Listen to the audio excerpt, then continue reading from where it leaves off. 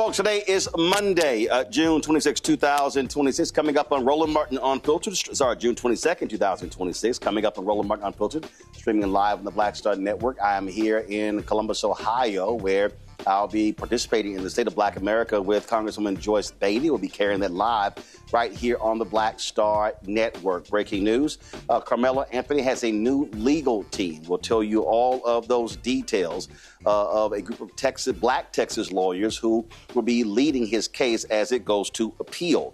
Also, on today's show, Secretary of Defense Pete Hegseth always talks about merit when it comes to promotions, yet why does he continue to overrule the promotions of blacks to senior leadership positions in the military and promote inferior white leaders? We'll talk about that. Plus, the Supreme Court makes a ruling in a critical voting rights case. Lots to break down. It's time to bring the funk. I'm Roland Martin Unfiltered on the Black Star Network. Let's go.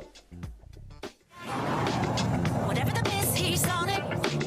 Whatever it is, he's got the scoop, the fact, the find. And when it breaks, he's right on time and it's rolling. Best believe he's knowing. Putting it down from sports to news to politics. With entertainment just for kicks, he's rolling. It's on go, y'all. It's Roland Martin, yeah. Rolling with Roland now. He's funky, he's fresh, he's real, the best, you know he's Roland Martin now.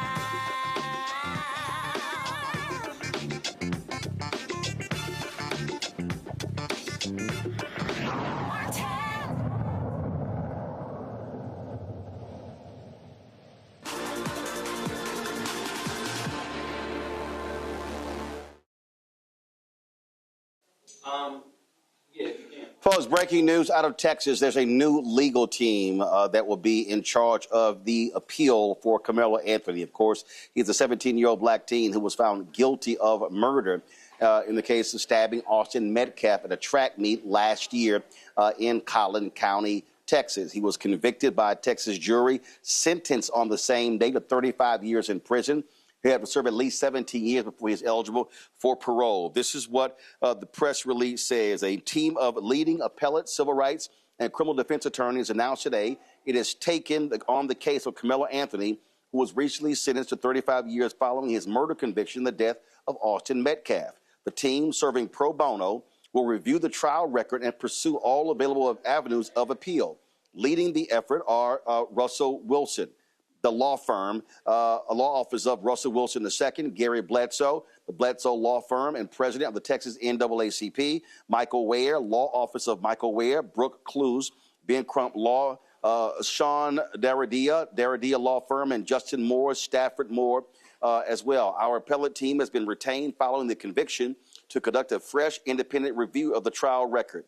We recognize the profound loss suffered by one young man's family and the uncertainty facing another, and we extend our respect to everyone whose lives have been forever changed by these events. Our responsibility is to determine whether a legal error occurred and to ensure that every issue supported by the record is fully and vigorously presented on appeal. And so it then goes on to actually list in detail the bios of the different attorneys. Of course, a number of people have been highly critical of Karmelo Anthony's attorney for how he conducted the case. So, for instance, Karmelo Anthony did not testify in the trial. But what really stood out is when they went to the sentencing phase, and the attorney only called one witness, Karmelo Anthony's mother. And so he was literally convicted by this jury. They deliberated for less than 3 hours, and then he was sentenced all in the same day. And so there were a number of folks who were highly critical of his, frankly, lackluster defense of Karmelo Anthony. And so this has been talked about for quite some time in terms of what was going to be happening in this case. So I want to bring in my panel right now. First up, Omekongo Dibinga, Senior Professor at Lecture School of International Service, American University. He is also author of Lies About Black People, How to Combat Racism out of D.C. Control Room, let me know when Thelma Anderson and Dr. Avis Jones-DeWeaver have joined us. Omekongo, I'll start with you. I mean, this is obviously a significant development, and there's been lots of discussion after the fact, regarding this, his family has said that they were told that they needed to hire a white lawyer. Well, we see how that went. I can hear you, yes. Ome Congo, can you hear me? I can hear. Ome Congo, well. can you hear me? All right, so clearly we're having some issues with Ome Congo. Even Dr. Avis Jones-Weaver, can you hear me? I can hear you.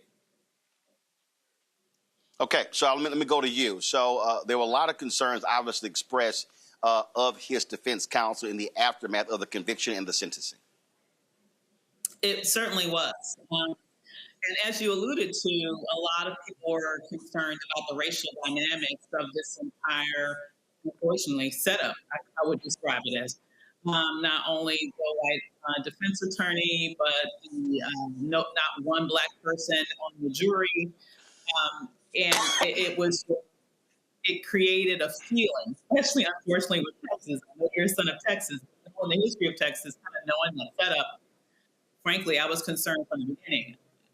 I could, in some way, understand the counsel that he got to have a white attorney, in the sense of oftentimes you will see a strategy where, for example, if a man is accused of sexual assault, he's oftentimes told to have a woman defend him.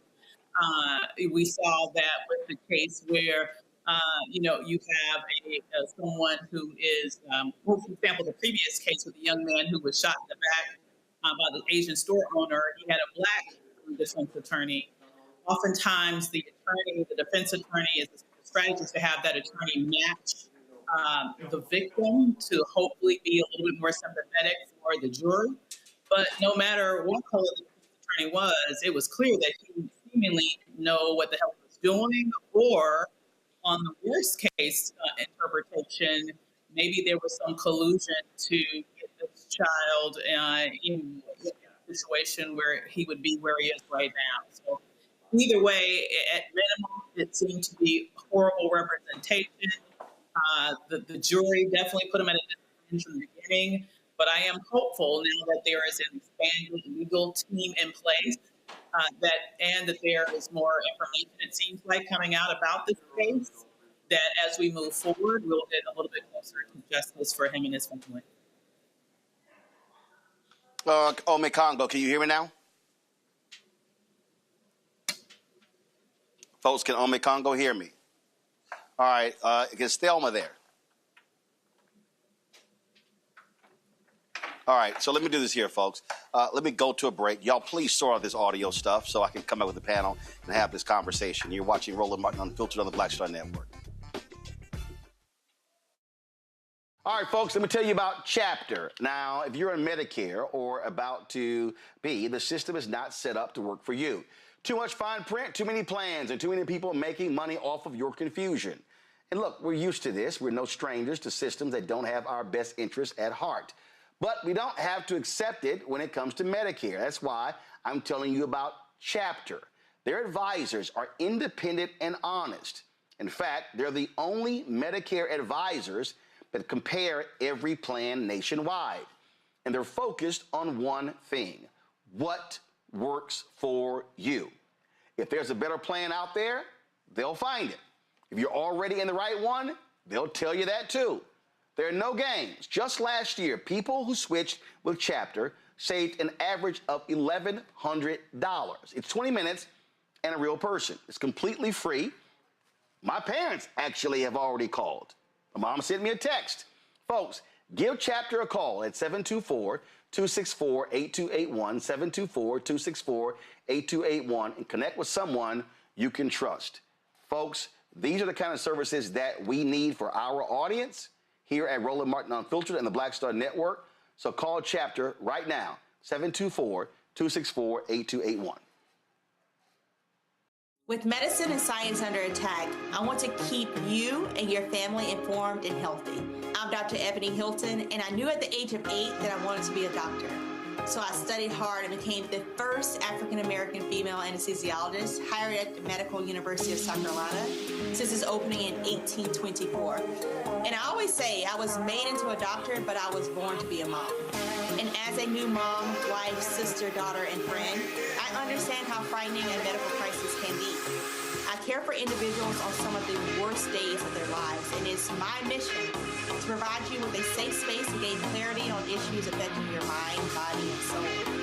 I recognize that there are health disparities, particularly as it pertains to race, and I want to help bridge the gap between you and your healthcare providers. Join me every Thursday for Second Opinion on the Black Star Network, where each week I'll invite experts from various medical fields to share the latest health news. We'll discuss topics such as the vaccine debate, mental and sexual health, medical bias, infertility, menopause, andropause, nutrition, and aging. Together with my medical colleagues, we aim to provide you with a second opinion. Don't miss it, Thursdays only on the Black Star Network.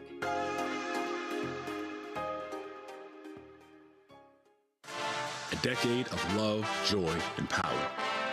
Black Voters Matter is 10 years old, and we are just getting started. This is love with a purpose. This is Black joy in motion. This is unstoppable power. Across campuses, neighborhoods, and back roads. Let's go! We show up, not just to vote, but to be seen, to be heard, to belong. We ride together, we organize together.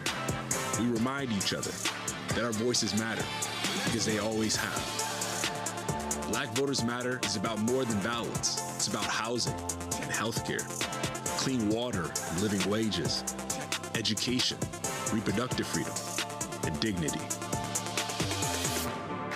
It's about turning pain into action, turning belief into movement, turning community into power. We don't wait to be invited. We bring the energy. We bring the love. We bring the people. Because when Black communities come together, we don't just survive, we thrive. This is how change happens. This is how history moves. We organize, we build, we win. If in this country right now, you have people get up in the morning and the only thing they can think about is how many people they can hurt, and they got the power, that's a time for mourning. For better or worse, what makes America special, it's that legal system that's supposed to protect minorities from the tyranny of the majority. We are at a point of a moral emergency. We must raise a voice of outrage. We must raise a voice of compassion. And we must raise a voice of unity. We are not in a crisis of party versus party. We are in a crisis of civilization, a human rights crisis, and a crisis of democracy itself. And guess what? You've been chosen to make sure that those that would destroy, those that would hate, don't have the final say, and they don't ultimately win. Hello, we're the Critter Fixers. I'm Dr. Bernard Hodges. And I'm Dr. Terrence Ferguson. And you're tuned in to Roland Martin Unfiltered.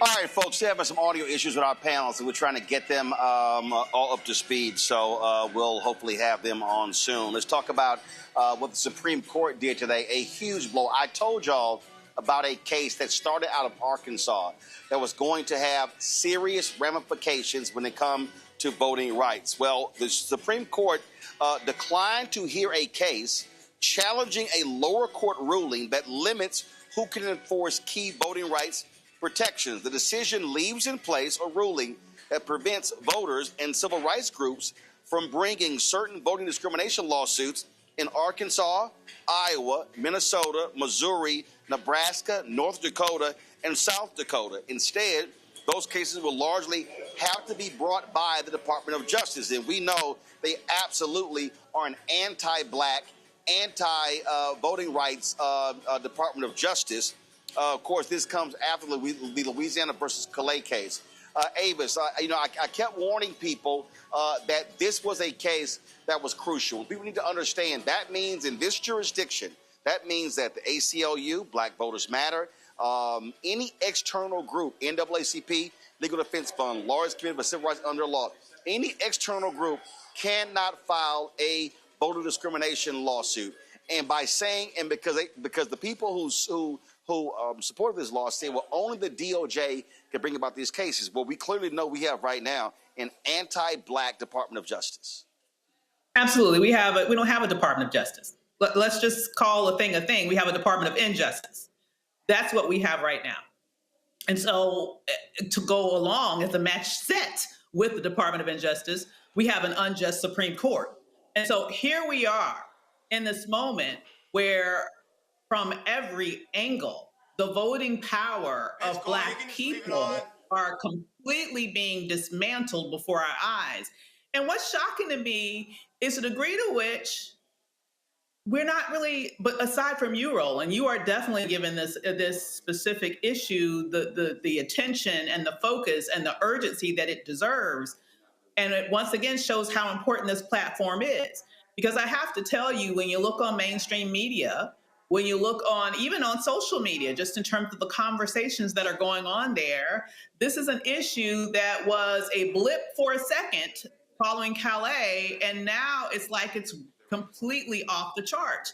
And while this is something that is no longer getting all the headlines, it is something that definitely is still a huge deficit for us as Black people, and the attacks just keep coming. This is the latest one. So one other round in the attack on Black voting power, one other round in the ability to dilute, diffuse, fracture the Black vote, and to specifically say, under this administration and in this Department of Injustice, that we are to assume that that institution would do anything to protect Black voting rights is an exercise in futility. We know exactly what this is. They're trying to undermine our voting power, and it's time for us to speak up, get up, and do everything that we can to protect it. Yeah, and so listen, as a result of the Supreme Court doing this, now granted, it is limited to that particular part of the country. Do not be surprised to see right-wing advocates, Avis, file similar lawsuits, and you know where they're going to go first, the Fifth Circuit Court of Appeals. That governs most of your southern states. And so you're going to see that Fourth Circuit. And so don't be surprised to see that's the next phase where they do this to basically shut down external groups from filing lawsuits in states where you have a large amount of Black people. Absolutely. And this is another thing about this particular ruling that is exactly right. They're not going to stop here. They're going to keep going. And what we have seen in terms of the strategies that the right has used so far, they have used this strategy of pushing forward on various different lawsuits in order to undermine the power of a wide variety of equal protection coverages, right? And now we're talking about voting rights. But what's really disturbing about this is, you know, in the past, at least we've had the ability to have those institutions that historically have taken up the mantle to fight for justice, to fight for equal protection, to fight for our voting rights, to fight for our rights to be treated equally in this nation, to now undercut their ability to be able to fight back is really the death blow here until we can get this corrected. So one thing I will say, this once again highlights the absolute urgency of making sure that we move forward in a way that overperforms, not only in the midterms, but we have to look forward to the presidential elections, the House and the Senate, because at the end of the day, we need significant Supreme Court reform. This needs to be the death nail in the Supreme Court as it is currently constructed. We need to move forward. And to me, one of the non-negotiables that I have to see for any presidential candidate that I'm going to vote for in the future, that person has to say, one of the things that I'm going to make sure happens at the very top of my agenda with the next presidency, to make sure that we have Supreme Court reform. And to make that happen, that person needs not only the presidency, they need the House and the Senate. So we need to do all we can to get back all the realms of power, because until we do that, something like this really undercuts our ability to be able to fight back for our voting rights. Well, and here's the deal here, and this is most important. I keep saying, you cannot have any reform of the Supreme Court if you do not get control of the House, Democrats, get control of the Senate, and then get control of the White House. And so the elections are all a part of this. Absolutely. And what most people, a statistic that most people don't realize, is that for the past 30 plus years in this nation, the Democrats have only held both the House and the Senate for a total of 8 years out of the past 30 years. I mean, it's very rare that we have both the House and the Senate. You know, we have all of these huge expectations. I know people are talking about, for example, with the recent Obama's presidential library opening, and there's this big debate that's gone on ever since he's been in office. What has he done for Black people? The reality is he only had the House and the Senate for 2 years out of 8 years. All right, it's kind of hard to get shit done if you do not have the Congress in addition to the presidency. So we have to understand that it's important to not only vote for president, it's important to make sure that that president has the legislators that they need in both houses of Congress in order to be able to get through legislation. And to make this happen, as you mentioned, it's not just enough to have the presidency. It's not just enough to have the House. We need to have the House. We need to have the Senate by overwhelming margins, because we know how things are there in the Senate. And so the rules are there. So we need to make sure that we have all of that together to be able to make sure that we can make these huge changes that we need to make in the next couple of years, because unless we do, our voting rights can be gone, essentially, in terms of its full power, at least for another generation. Folks, do we have Ome Congo or Thelma?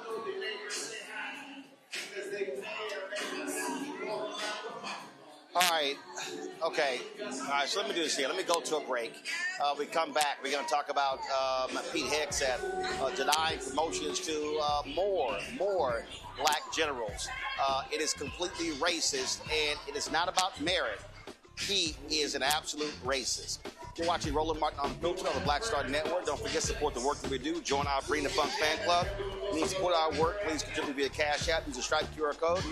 You see it right here. If you're listening, go to blackstarnetwork.com. You can also, of course, use that for credit cards. Checks and money order. Make it payable to Roland Martin Unfiltered. P.O. Box 57196, Washington, D.C. 20037 at 0196. PayPal's R Martin Unfiltered. Venmo RM Unfiltered. Zelle. Roland at RolandSMartin.com. Roland at RolandMartinUnfiltered.com. We'll be right back. If you're in Medicare or about to be, the system is not set up to work for you. Too much fine print, too many plans, and too many people making money off of your confusion. And look, we're used to this. We're no strangers to systems that don't have our best interests at heart. But we don't have to accept it when it comes to Medicare. That's why I'm telling you about Chapter. Their advisors are independent and honest. In fact, they're the only Medicare advisors that compare every plan nationwide. And they're focused on one thing: what works for you.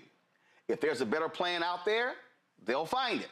If you're already in the right one, they'll tell you that too. There are no games. Just last year, people who switched with Chapter saved an average of $1,100. It's 20 minutes and a real person. It's completely free. My parents actually have already called. My mom sent me a text. Folks, give Chapter a call at 724-264-8281, 724-264-8281, and connect with someone you can trust. Folks, these are the kind of services that we need for our audience here at Roland Martin Unfiltered and the Black Star Network. So call Chapter right now, 724-264-8281.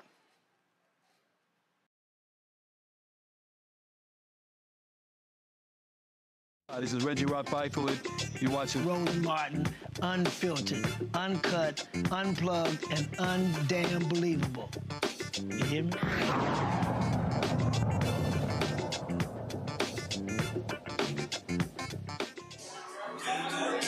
How many times have we told y'all the GOP has a war on black people? And that war is taking place at the Department of Defense. Trump calls it, of course, Department of War, as BS. They can't change the name. So check out this reporting that was done. So Pete Hegseth, Secretary of Defense, has been, now mind you, remember, this unqualified white man followed an eminently qualified African-American, four-star retired General Lloyd Austin. And so what he's done is the New York Times published a detailed story of the former Fox News host blocking more African Americans. Internal Pentagon studies have said that nearly 1/3 of black service members reported racial discrimination in the Trump administration. They don't give a damn at all. They don't care at all. And so what he's done is block these promotions. And now remember, he wrote a book complaining about diversity in the military. And what he's done is he specifically targeted soldiers, okay, who supported diversity. In his last case, a high-ranking African-American, you had a review board that actually reviewed this. The review board reviewed this, and they went through and they said, okay, this is who we're going to nominate. He was ranked number 1, this black soldier. Well, Pete Hegseth said, nope, that soldier supported diversity. So as a result, I'm not going to promote it. And so what they did is they chose the third-rate person who was a white man. This military is becoming more and more white under Donald Trump. I told y'all my book, White Fear. That's what this is about. This is all about attacking black people. They do not want to see African Americans promoted in this administration, in this country. This is undeniable, pure racism, Avis.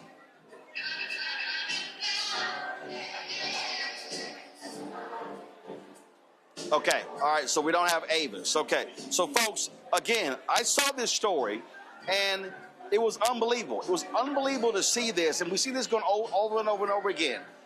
What happens? What happens with this administration and how they're targeting black people?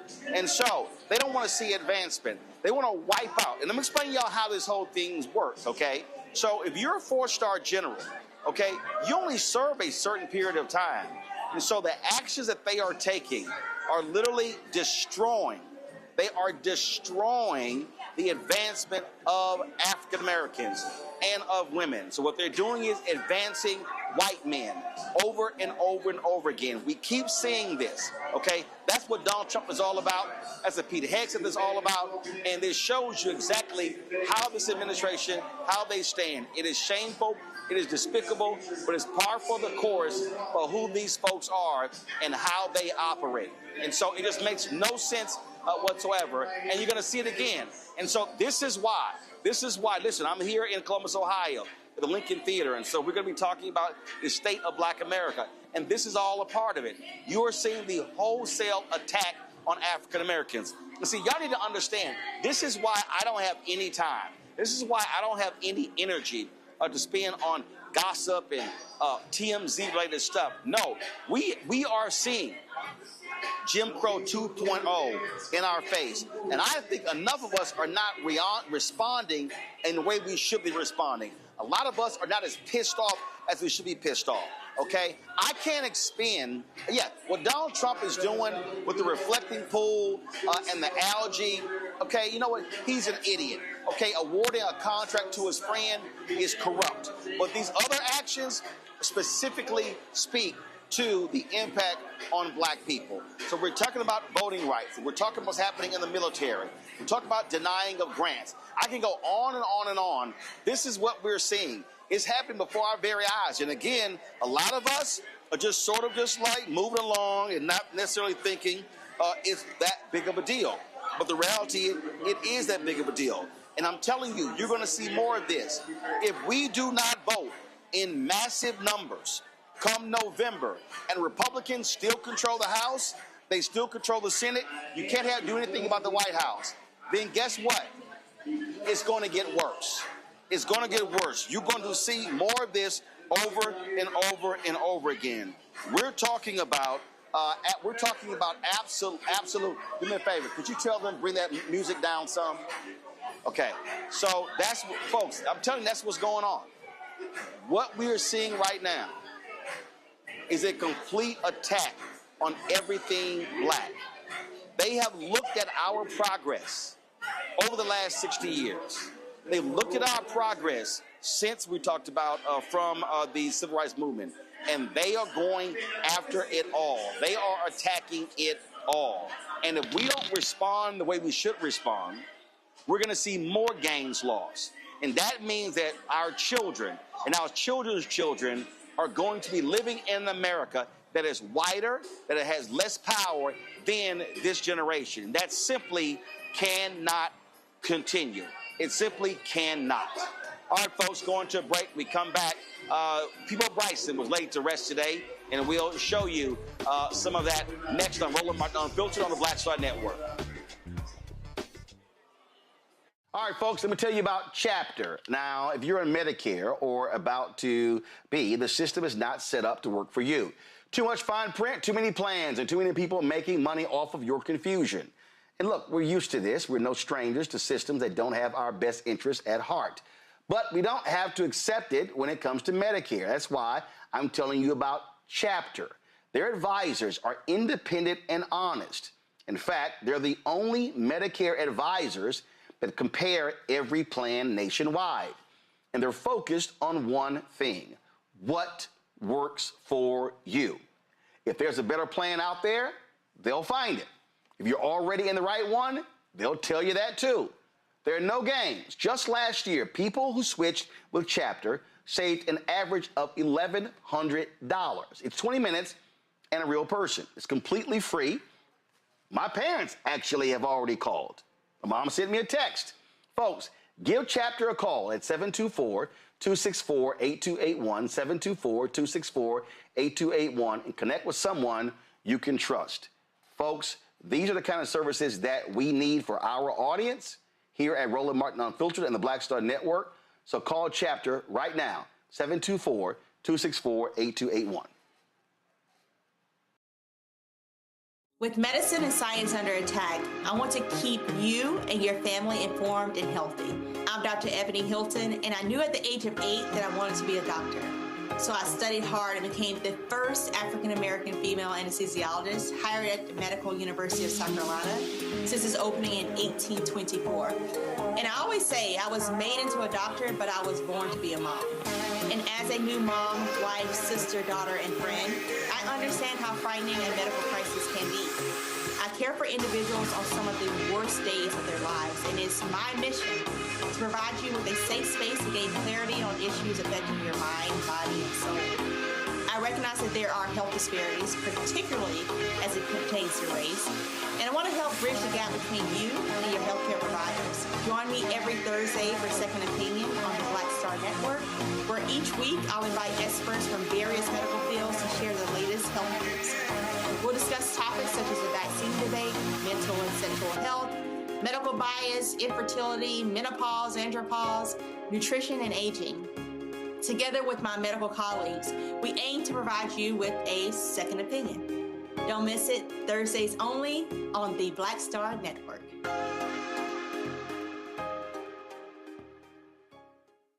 If in this country right now, you have people get up in the morning and the only thing they can think about is how many people they can hurt, and they got the power, that's a time for mourning. For better or worse, what makes America special, it's that legal system that's supposed to protect minorities from the tyranny of the majority. We are at a point of a moral emergency. We must raise a voice of outrage. We must raise a voice of compassion. And we must raise a voice of unity.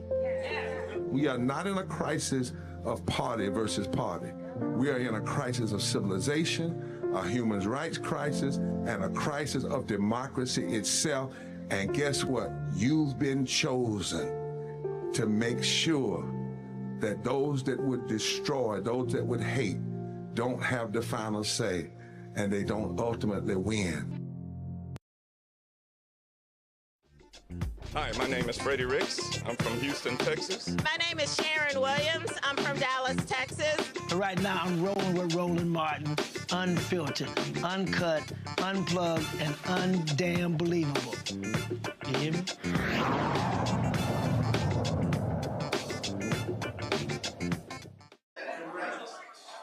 All right, folks, time for Black Star Network headlines with Brittany Noble. With just one day before Maryland's primaries, a candidate running for Maryland's House of Delegates is caught in a firestorm over the fact that he spent years performing in blackface. Republican Bobby Al Jolson Berger is facing scrutiny over his decades-long career performing in blackface. The 78-year-old is one of 5 Republicans running for a seat representing an area east of Baltimore. Berger said he's proud of his performances. More than 1,000 blackface shows impersonating Al Jolson, an entertainer who performed in blackface in the 1930s.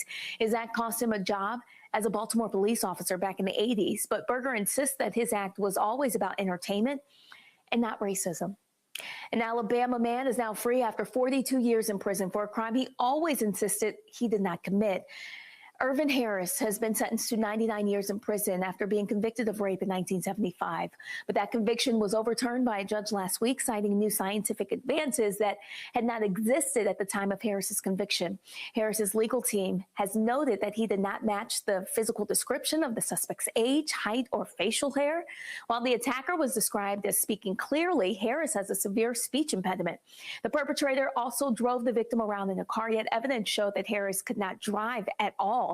Furthermore, Harris had a severe contagious sexually transmitted disease at the time, which the victim never contracted. A Georgia family has filed a multi-million-dollar lawsuit alleging that their 15-year-old daughter died due to unreasonable delays in ambulance service. In December of 2024, 15-year-old Mandy Sylvester suffered a medical crisis during volleyball practice. The lawsuit alleges that despite a 911 call requesting an ambulance, none was available to respond. The first request was made at approximately 6:09 p.m. The family's attorneys alleged that they were not informed of that shortage until a second 911 call, which was placed more than 20 minutes later. Ultimately, Sylvester's mother was forced to drive her daughter to the hospital herself, while the teen experienced seizures and other medical complications. According to Georgia law, ambulance providers are required to request mutual aid when their own resources are unavailable. Attorney Ben Crump said the lawsuit is seeking accountability and justice for Mandy. A Pennsylvania medical school is facing a federal civil rights complaint over allegations that several scholarship programs discriminate against based on race. Thomas Jefferson University and its Sidney Kimmel Medical College are accused of operating 5 scholarship programs that unlawfully discriminate based on race, including one awarded to specifically for Black male students, and then another that is set up to be given to transgender or gender nonconforming people of color. The complaint is the latest action from the Trump administration as it aggressive targets so-called DEI programming. And the man responsible for putting singers Whitney Houston, Aretha Franklin, and Alicia Keys on the map has died. Music mogul Clive Davis spent 6 decades at the highest levels of the music business, working with Jennifer Hudson, Earth, Wind & Fire, Dionne Warwick, and a star-studded list of artists. He most recently was Chief Creative Officer of Sony Music Entertainment and was a former head at labels such as Columbia, Arista Records, and J Record. Davis had recently been hospitalized with an upper respiratory infection, and his family announced today that he died at his home in New York City. He was 94 years old. Former Olympic golfer David Hearn is facing criminal charges after taking fragments of paint that surfaced in the Lincoln Memorial reflecting pool. The incident comes amid controversy over the pool's $13 million renovation, part of President Trump's efforts to improve the appearance.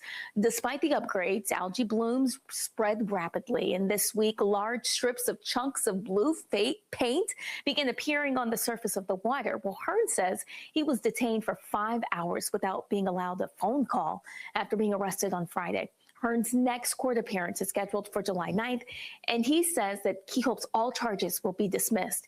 Hearn also says he's received death threats and believes that he is being made a political example because of the attention surrounding the reflecting pool controversy.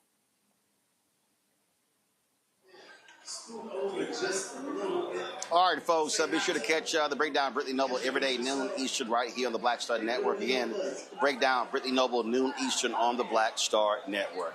Folks, today in Atlanta, the great Peabo Bryson was laid to rest. He died a couple weeks ago at the age of 75 after suffering a devastating stroke. Many of his supporters and fans and colleagues met today in Atlanta for his homegoing service. We streamed that on the Black Star Network. If you missed it, go to our YouTube channel. You can also go to, actually, we're going to be streaming it after today's show. And so one of the folks who, longtime partner of his, Regina Bell, the great collaborator, they performed together.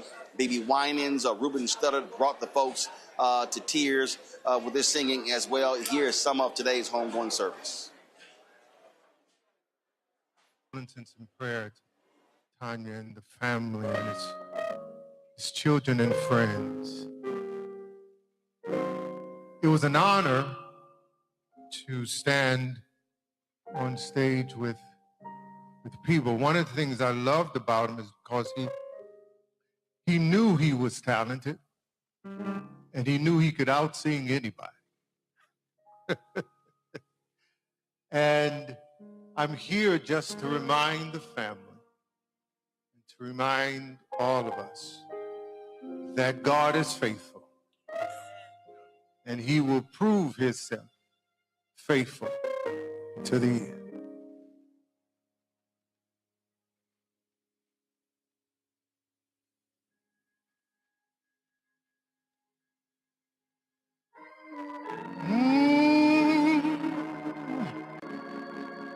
After you've done all you can,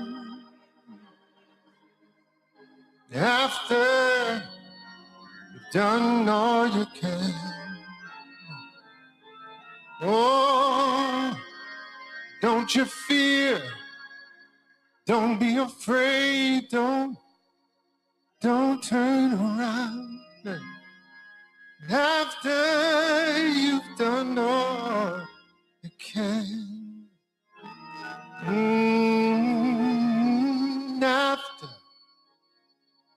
after you've done all you can, on God's word you stand. So tell me, what do you do when you've done all you can? Seems like it's never enough. Tell me, what do you say when your friends turn away and you're alone, so all alone? And tell me, what do you give when you've given your all? Seems like you can't make it through. Well, you just stand when there's nothing left to do. You just stand, watch the Lord see you through. After you've done all you can, you just stand. Oh, my. Oh, tell me, how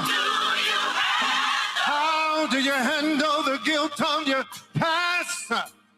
Tell me, how do you deal with the shame? And tell me, how can you smile when your heart has been broken and filled with pain? Oh, filled with pain. And tell me, what do you give when you've given your all and it seems like you can make it through? Well, you just stand when there's nothing left to do. You just stand and watch the Lord see you through. Oh, after you've done all you can, you just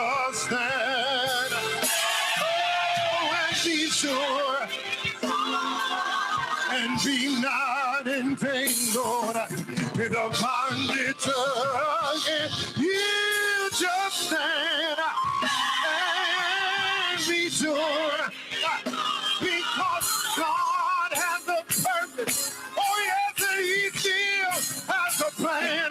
Tell me what. Oh, and you've done all you can, and it seems like you can't make it through. Oh, you just stand. You stand. You hold your head up, and you stand on His word. Oh, you go through the storm, and you go through the rain. You stand through the hurt, and through the hurt, and through the pain. You hold on, and you don't give up, no. You just hold on, and don't you dare give in, because He promised. And if He promised, He will keep His word. I said He'll keep His word. Oh, I love Him, I love Him, I love Him. Oh, I need Him, I need Him. I love Him, and I need Him, and I need Him, and I love Him, because He promised. Hey, after you've done all you can, you just hold your head up, because my help cometh from the Lord. After you've done all you can,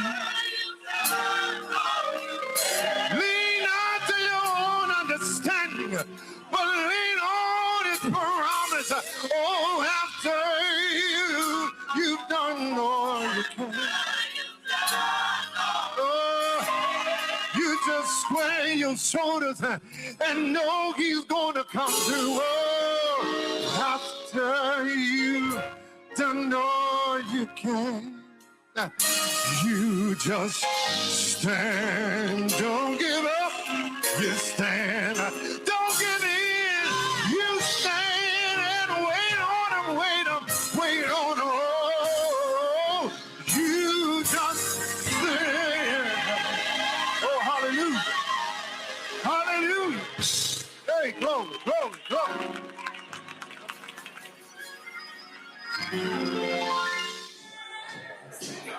Folks, it was a 2.5-hour service, and so like I said, we streamed all of it right here on Roland Martin Unfiltered and the Black Star Network. And so here's what's going to happen. So momentarily, as you see, people are already, of course, packing the crowd here. We're about to start in a second, sitting down with Congressman Joyce Beatty. And so this is Black Daughter and Father Week here in Columbus, and so this event kicks it off. So we're going to be just having our discussion dealing with the state of Black America. And so we're going to stream that live right here, Roland Martin Unfiltered. And so then after that is over, then we will have the restream of the funeral service of Peabo Bryson. Also, let me say, of course, as we know, Peabo Bryson passed away due to a stroke. Yesterday, I happened to be in Baltimore. I'll share some of the video tomorrow. I was in Baltimore yesterday. I stopped by AFRAM, which is, of course, the music festival at Druid Hill Park in Baltimore. And the closer last night was Uncle Charlie Wilson. It was the first time he had performed in 9 months. Charlie Wilson suffered several strokes, as many as 5 strokes. And he almost died. Before the show, he and I had an opportunity to talk and chat and talk about what he went through. He did an interview with Big Boy. It's available on YouTube, I believe, where he talked about his health struggles and what he was dealing with. And he had to learn how to walk again. And so one of the reasons when you watch, when you see him in concert, he's seated at the piano. Normally Uncle Charlie is dancing, he's moving, he's up. But because he is still impacted by those strokes, it limits him. But his voice is still as powerful as ever. And so what we need to understand is that this should be a clarion call for men, but especially for Black men, but also Black women. First of all, listen, men and women suffer strokes, but too often men are not paying attention to those health signs. Charlie Wilson talked about how he really didn't understand what was going on. It was his wife who noticed all the changes, and she said, no, something is wrong, and that's how he then went and got some help. And so we need to make sure that all these brothers and sisters, that we are watching those signs: high levels of stress, hypertension, diabetes, blood pressure. All of those things impact the body when it comes to stroke. And it's not a question of being, look, Peabo Bryson was 75. Uncle Charlie Wilson is in his 70s as well. But do understand, a number of years ago, a colleague of mine at Robert Freelove, it was a colleague of mine at the Houston Defender. He was a staff writer there. He died of a stroke at the age of 39. And so we have to recognize how serious strokes are and how we are impacted. And I dare say in the past few weeks, I've known of several individuals who have suffered from strokes, who have been impacted. It's completely changed their life. Some survive, but again, parts of their body paralyzed, and who died. I recently had an uncle, 81 years old, who passed away, suffered a stroke. And so, listen, it is a huge issue, and so we cannot advocate more for our brothers and sisters, but especially our brothers, to go to the hospital, to get checked out. Make sure that you're getting your colon checked. Make sure you're getting your annual checkup. All those things are important. It is critically important. So these things are preventable, but we have to also be extremely vigilant and diligent when it comes to our health. It's not just about weight loss. It's also, listen, there are people who are in peak condition. In fact, there was a journalist, it was a longtime editor, passed away of a heart attack, age 63. Folks in their 50s. And so I need us to understand that health is wealth. And again, here you had two prominent singers. And in fact, before I came here, I was looking at a clip of Luther Vandross. And remember, Luther Vandross suffered a massive stroke. And so three major voices, Peabo Bryson, Luther Vandross, Charlie Wilson, two of them have passed away. And Luther had his stroke. He died 2 years later. Peabo had his stroke. And then it was a couple of days later when he was gone as well. And so I certainly condolences go out to Peabo Bryson's family. And I really hope that we use this opportunity to double check our health. Folks, we're about to start this program here in Columbus. It's the State of Black America. I've done this, I think, 3 times previously. I'm going to be on stage with Congresswoman Joyce Beatty. It's a conversation you don't want to miss because we'll talk further about what we are dealing with in this country. Ohio, critical U.S. Senate race in this state. Critical governor's race in this state. And you've got MAGA folks who are running in both positions. And so we need to recognize what's going on. So let's do this right here, of course. We're going to go to a break. And then when we come back, we'll be live from the Lincoln Theater here in Columbus, Ohio, for the State of Black America conversation with myself and Congresswoman Joyce Beatty. We had some major technical issues. I hate the fact that we could not get our panel in full, so let me thank Ome Congo, Thelma Anderson, as well as Dr. Avis Jones-DeWeaver for joining us as well. And so again, for the next 2 hours, State of Black America here in Columbus. It's a conversation you don't want to miss. I'm sure Congresswoman Beatty may have something to say about suing Donald Trump over the JFK Center.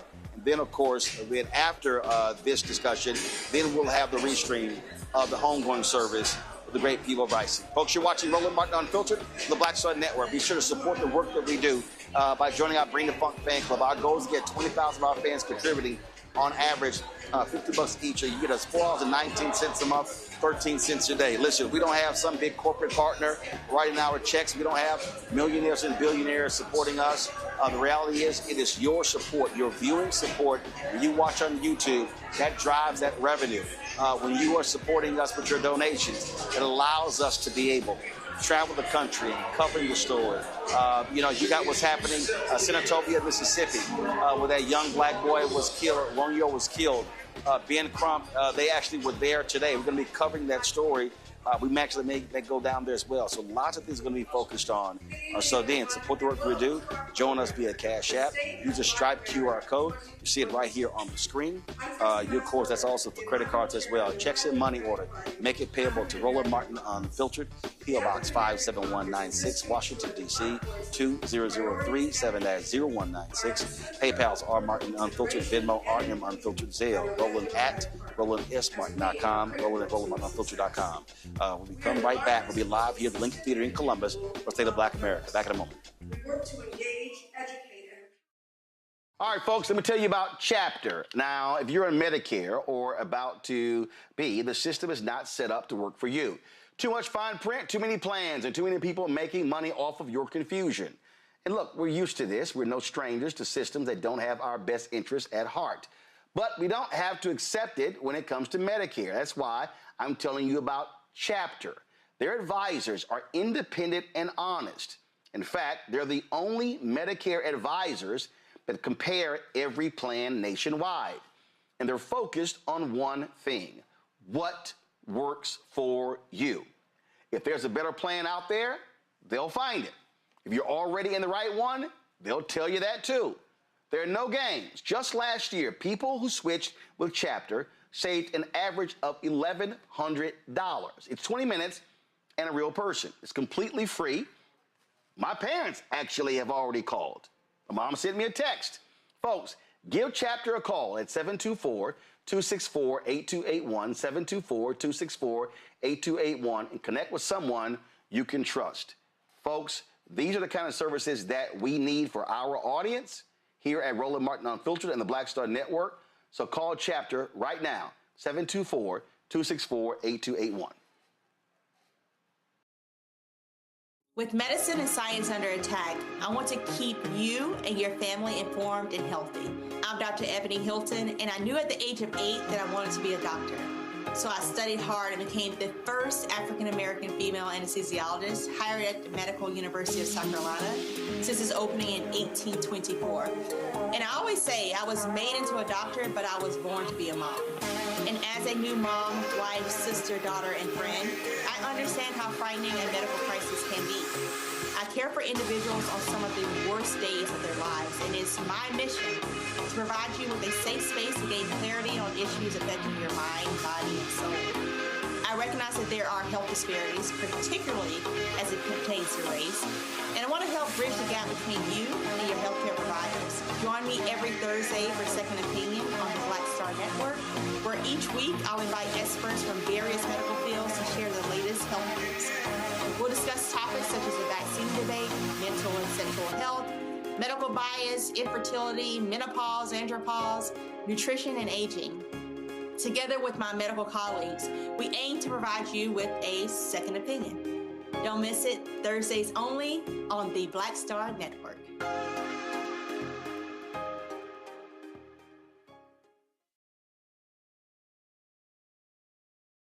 If in this country right now, you have people get up in the morning and the only thing they can think about is how many people they can hurt, and they got the power, that's the time for mourning. For better or worse, what makes America special, it's that legal system that's supposed to protect minorities from the tyranny of the majority. We are at a point of a moral emergency. We must raise a voice of outrage. We must raise a voice of compassion. And we must raise a voice of unity. We are not in a crisis of party versus party. We are in a crisis of civilization, a human rights crisis, and a crisis of democracy itself. And guess what? You've been chosen to make sure that those that would destroy, those that would hate, don't have the final say, and they don't ultimately win. Hey, what's up? Geek Today in the place to be. Got Kicked Out Your Mama's University, creator and executive producer of Fat Tuesdays, a hip-hop comedy. But right now, I'm rolling with Roland Martin, unfiltered, uncut, unplugged, and undamn believable. You hear me?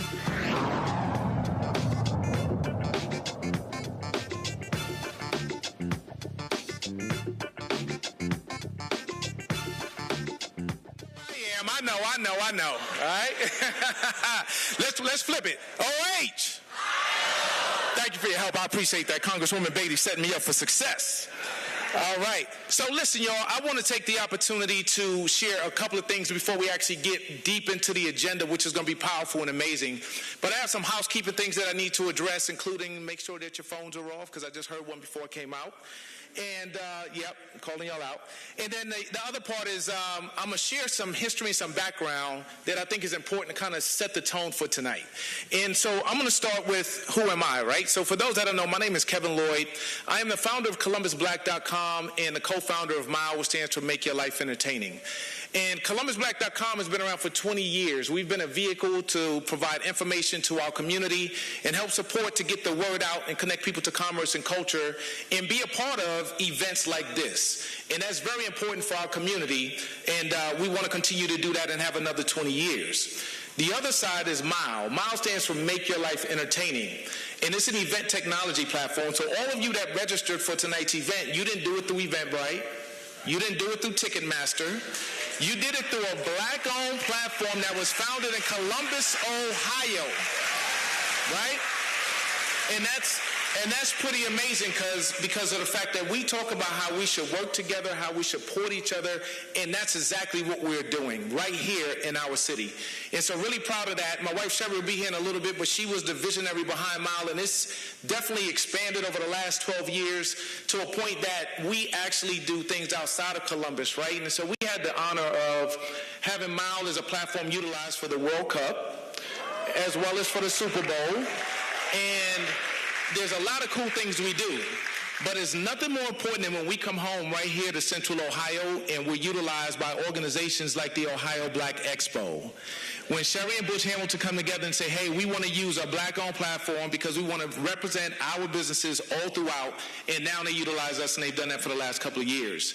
When we work with NPHC Columbus, and I happen to be a proud member of Kappa Alpha Psi Fraternity Incorporated, yo to the Noops, yo. And I got to get it out there now because when Roland gets on stage, y'all already know it's going to be alpha, alpha, alpha, right? We all already know. So I got to do what I got to do now, and we know the Deltas are going to go crazy when Congresswoman Beatty comes up, so I got to get my shout out.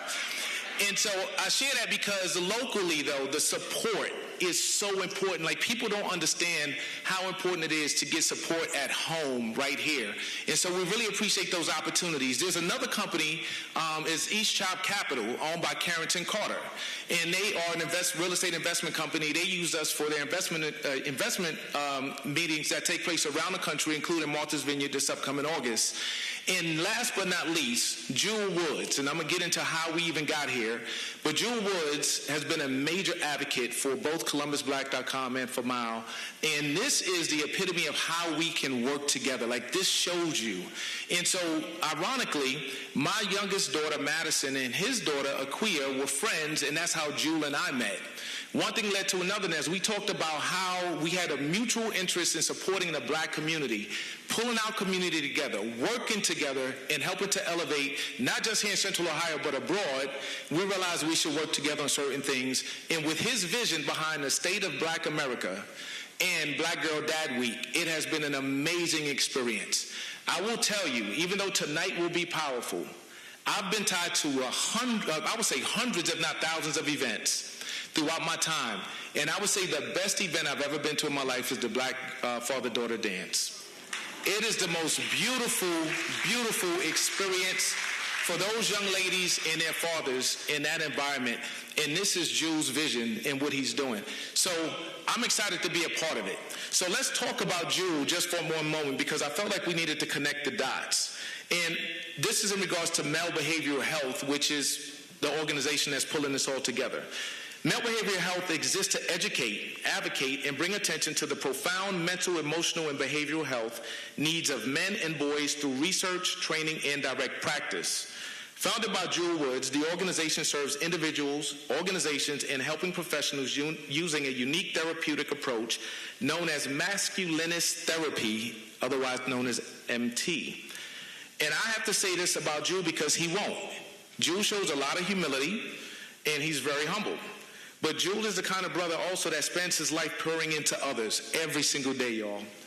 But what I'll tell you is, if you know a young black male, a grown black man, or if it happens to be you yourself and life has become overwhelming, especially from a mental health perspective, I encourage you to reach out to him. We understand the plight of what we're dealing with, not just now, but historically. And it's a lot. And we need help. And there's nothing wrong with saying we need help. And we have an amazing brother that does it every single day. So let's not try to go through it alone. Let's leverage the help that we have, and we have the professional expertise to do that. Now, there's a few things I want to share about how we got here with the State of Black America 3. Last year, we had, obviously, the State of Black America 2. We want to give a shout out to those that were involved last year because it takes a lot of leadership. And what we did differently last year is we engaged our faith-based leaders from around Central Ohio, and that was led by Bishop Timothy J. Clark, Reverend Joseph Stanley Jr., Pastor Mike Young, and Pastor Derek Holmes. We also had some representation from the Ohio Black Legislative Caucus Foundation with President Shayla L. Davis, and we had Representative Don Tavius Geralds, who's always out and involved in the community, and then we had Michael D. Cole. Those were the leaders that really helped us have a monumental and impactful conversation last year, and now we're going to have that happen all over again for year 3. Something that's important before we go on is you'll notice, if you didn't earlier on the screen, there was a little QR code down in the corner, and it was bubbling around a little bit. You also may have received a handout when you came in that has a QR code on it. And that QR code is set up, and it's set up for the support through donations for the Black Star Network and Roland Martin. We believe that Black-owned media is very imperative to us in our community, and we need to be able to have a voice on our behalf. So if your mind, your heart, your spirit, and definitely your pockets feel at some point that you want to contribute, you can scan the QR code and you can donate. Now, what I learned from Roland last year, besides a lot of really powerful information, was that everybody does not know how to use a QR code. And he said, no, show them how to do it and start from the beginning. And I said, no, they know how to do it. He said, no, show them how to do it. So very quickly and easily, y'all, I'm going to just walk through the steps. I won't show you. But if you pull out your phone, right, go to your camera. When you go to your camera, you're going to be able to see the QR code on the screen. Don't take a picture of it, all right, unless you want it for later. So what you do is you wait, and then the link is going to pop up. When you see the little bubble with the link, you tap the link, it'll take you to the page, and you can make the donation, all right? And so that's how we use the QR codes, right? So you'll have that a couple of different times throughout the show tonight or the event tonight, and so that's how we'll use that, all right? Now, I am literally about to wrap up right here, y'all, and that means that somebody else is about to take the stage. And so I want to make sure I give the proper introduction. I told you about male behavioral health, but I didn't tell you everything about Jewel besides him being a really great brother. Jewel Woods is the founder and clinical director of Male Behavioral Health in the Center for Men and Boys.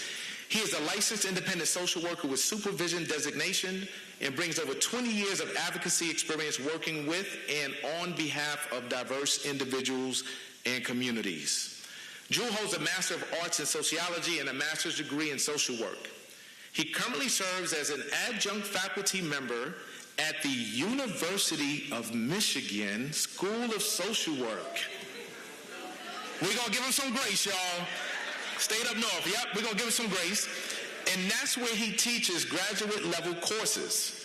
Now, keep in mind, this brother's on a road. He's here, he's all over the state, and he goes up there, won't name the state, comes back down here to home. He's very busy, y'all. A former Ford Foundation New Voices Fellow, Jewel was also selected for the University of Chicago Minority Scholar Program and was a participant in the Fragile Family Study Training Workshop at Columbia University. As a seasoned therapist and respected speaker, Jewel has presented at the United Nations and delivered talks at colleges and universities across the United States and internationally. He is an author and gender analyst whose perspectives on men and boys in American society have been featured on national television, radio programs, and news outlets. His writings appear in both academic and popular media, including Psychology Today, Miss Magazine, Essence, Ebony, The Huffington Post, The Dallas Morning News, The Cleveland Plain Dealer, and The Philadelphia Inquirer. Ladies and gentlemen, please help me welcome the founder of Male Behavioral Health Inc., my friend and brother, Drew Woods.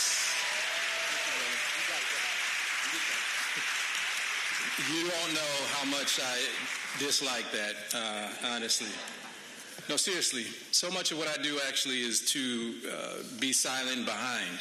So I'm a therapist, right? So what I do is I traffic in secrets. And for the most part, it is one of my greatest honors and pleasures is to have men pour into me and tell me things that they have not told anybody else. And so for me, it's always important to kind of be in the background. With that being said, though, this does provide an opportunity for me to, at least foreground a question, which is, why are we here? For some of you, you might be here because you like to be around black excellence. For some of you, you might be here because you say that even though I don't know the answers to the question, I am absolutely committed to being a part of the solution. Some of you might just be here to see Roland and Congresswoman Joyce Beatty, which is cool. But let me just tell you why I'm here. I am here because several years ago, as Kevin mentioned, it became really important for me to kind of figure out a way to highlight what black men do every day that oftentimes just does not get the sort of attention it needs, which is to show up and show out for their families and their communities. And the reality is that we can't face half the things that we're going to be talking about tonight if our communities, and particularly our families, are not strong. And so it was really important for me to kind of create this week that we now know as Black Girl Dad Week. So I want to say two things, and then I want to invite up some of our community partners, because it's really important for you to know that this is a week, right? It's not just about a dance, and it's not even just about State of Black America. It's about the week-long series of events designed to actually do some good community mental health. So I'm going to ask Dr. Price to come up, Brother Jasper to come up, and Pastor Julius to come up. And I'll mention a little bit about the week, and I want them to say what their role is, because it's really important, and then we'll get into the conversation. So this is Monday Politics Night, right? We get an opportunity to talk about the State of Black America. But Tuesday through Thursday, we are actually doing a 3-part series on marriage and family therapy in the black community. Now, why is that important? We can talk about black love all the time, and if you don't know, good people do get divorced. Did y'all know that? Right? Did you know that everybody that's bad don't work out? Right. So the reality is, the question becomes not if, but when people struggle, when particularly men and boys struggle with trying to communicate, trying to talk about their needs, the question becomes what sort of support there is. So I have had the fortune of walking through and supporting men at various stages, and so we're doing 3-part. First is before divorce. Hopefully that's the longest thing. Second is during divorce, and the third is after divorce. So Tuesday, before divorce; Wednesday, during divorce; Thursday, after divorce. Each of those are very different stages in people's relationship. You agree? Each of those stages require different levels of support, and I can talk about that. So what I want to do right now is just to bring Dr. Price, and she's co-facilitating part 3, and she can say a little bit word about that as well.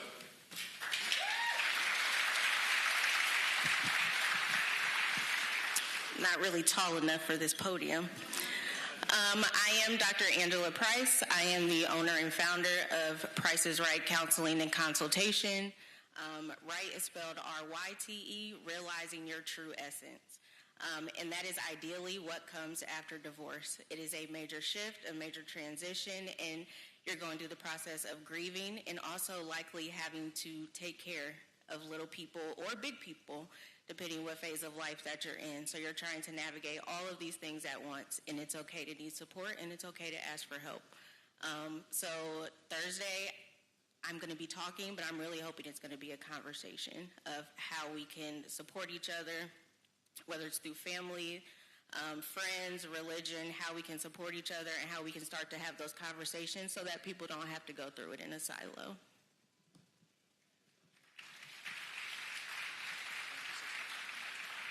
Okay, so that's Tuesday, Wednesday, and Thursday, right? I am super excited to talk about Friday, though, right now.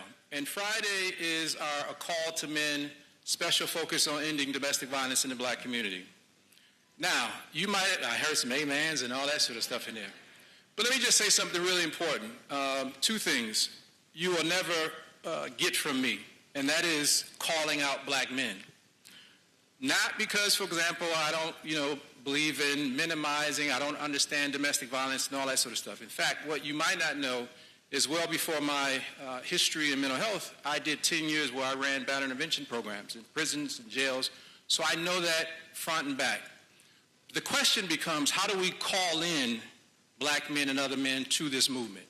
The reality is that only a small fraction of people are involved in domestic violence, but it's more than enough, and we need to get more men into this movement to end domestic violence in the black community. You agree? All right.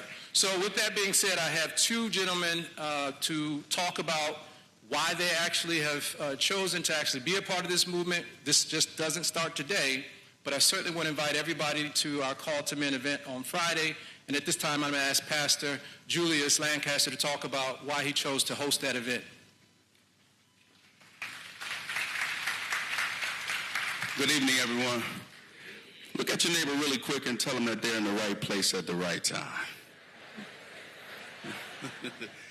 My name is Pastor Julius, and I have the luxury of pastoring 314 Church here in Columbus, Ohio. And one of the things that I've realized after my good brother Jewel and I had conversation is just how serious domestic violence has become in our community. The reality is that over the last several years, over 150% it has risen in our community. Family, that means that we've got work to do, amen? And so I'm excited to host this. We started a movement entitled Mentality at our church, 314 Church, and we're going to host this event simply because we believe that good men have to be a part of the solution. We have to make sure that we're protecting the women.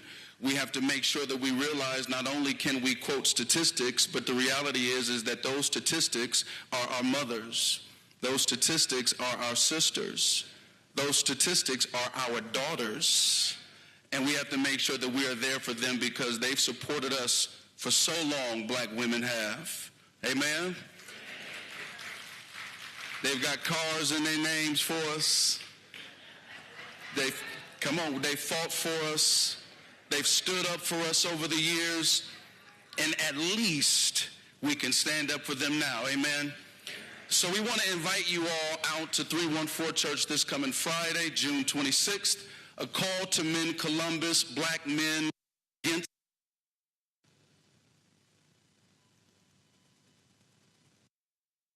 I can't wait for you to be a part of this conversation, amen. Okay, and I'm super, super excited about this because this is evidence of the work already. Roland has always challenged us and in some ways kind of cracked jokes when we've had this event, when he looked out in the audience and he saw all these beautiful old folks, right? And his question was, where's the young people? So clearly part of what we have to do moving forward in every aspect is to actually get more young men involved. And so I'm excited to actually, if y'all don't see all those beautiful young men over there, that's from the Ubuntu Leadership Institute. This is our next generation of leaders, fathers, husbands, brothers, and for them to be exposed to this is absolutely important and almost unprecedented. So with that being said, I'm so excited to actually bring into you their leader and founder to talk about why he felt like it was important for his young men to be exposed to this message, Jasper Pearson.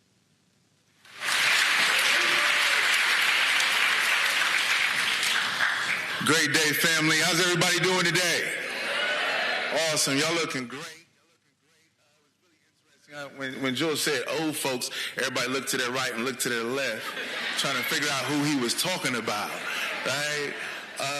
But no, super excited about being in this space. We don't take for granted the moments and the opportunities that we get to get our young people in front of those who have trailblazed and continue to figure out how to solve the solutions and the problems and the issues that are going on in our community.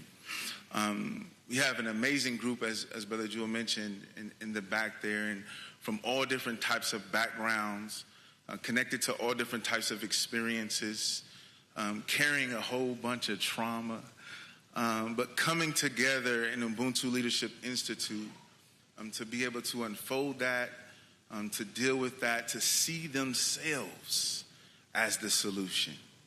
And so we're excited about being in this space because, as Brother Jules said, there'll be fathers. There'll be husbands of your daughters. There'll be men in the community who will lead our community. So it's yes, you can clap for that, yes. And so I'm extremely proud and grateful to be a part of this work that we're doing. We're currently at Ohio State University running Ubuntu Leadership Institute, exposing them to college and career pathways.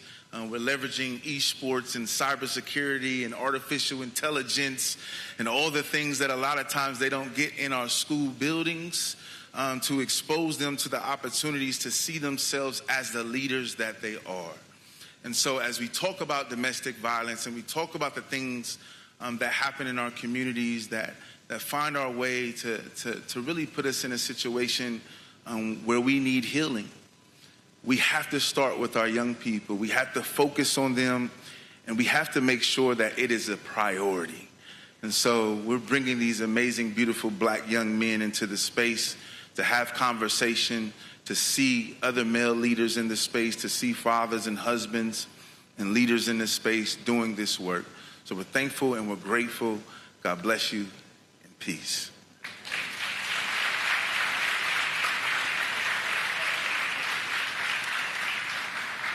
Okay. All right, moving all along. So let me just say real quickly just about that, because it really is a kind of a button. What we're saying is that if you have a fatherhood program, a mentorship program, a rites of passage program, if you're an athletic coach, we can no longer talk about raising good men without talking about the safety and security of women and girls, okay? That has to be about our conception of manhood, right? We can't do those things and then create unsafe families, environments, or relationships. So that's what we're calling men and boys into in our black community. So excited about that. So at this particular time, is that good? That's a good message? That's a good movement? Absolutely. So right now, we are going to go and have a wonderful performance by Dance Elite Performance Academy, also affectionately known as DEPA. Do I need to?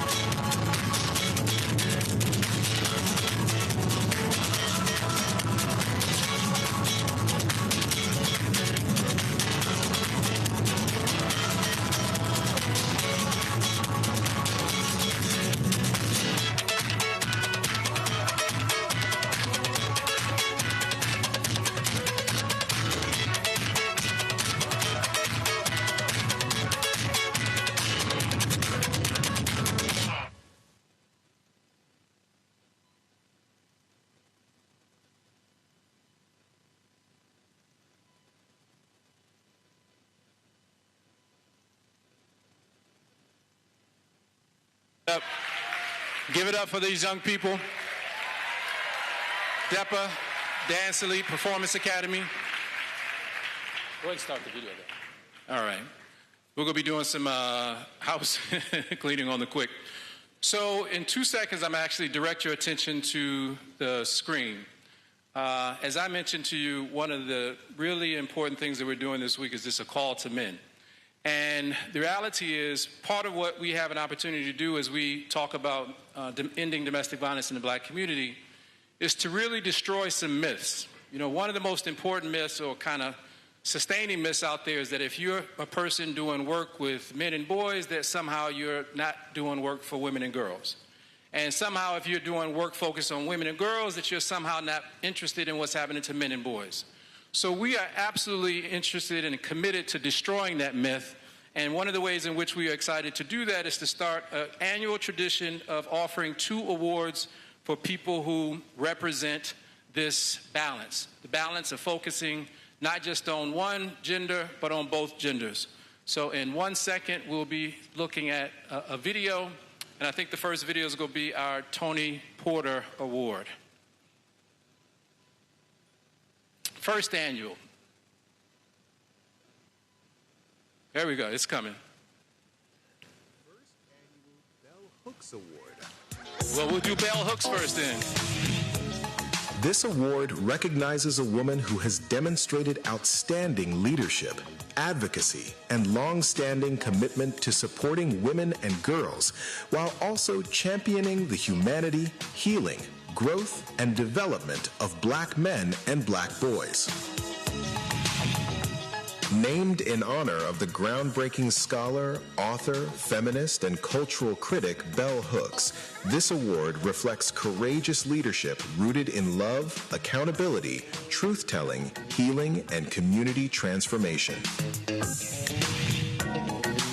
Bell Hooks consistently challenged communities to think deeply about race, gender, trauma, relationships, and liberation, while emphasizing the importance of partnership, compassion, and collective healing.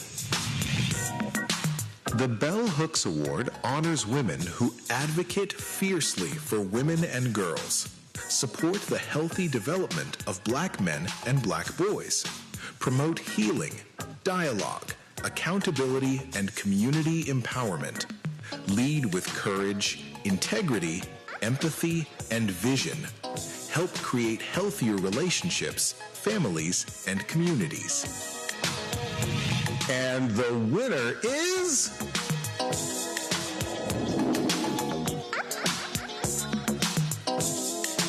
Ashley Glass, founder of Black Women Cultivating Change. Dr. Celia Williamson, Executive Director of Human Trafficking and Social Justice. Congresswoman Joyce Beatty. Okay, we might hold on for Congresswoman's award a little bit later on because we have a surprise for her. But let me just bring up one of the persons who's here today. Dr. Celia Williamson could not make it, but I am super excited that one of our community partners from across the state, if I haven't told you, Male Behavioral Health works throughout the state. So at this particular time, I'd like to bring Ashley Glass to accept her award. Ashley Glass is a devoted mother of 3 daughters and proudly identifies as a health equity catalyst and creative with a strong passion for advocacy. Ashley is deeply committed to improving access to mental and maternal health services within the black community. She possesses a natural talent for critical thinking, building meaningful connections, and elevating voices. She is the founder of Black Women Cultivating Change, a not-for-profit organization dedicated to reducing stigma around mental health. If you look at it, they have about 3,000 folks in Cincinnati, so they're doing great work. In addition to her advocacy and leadership, Ashley is a creative storyteller and has produced 3 impactful documentaries that amplify community voices and highlight health disparities. So thank you, and help me welcome Ashley Glass for receiving the first annual Bell Hooks Award.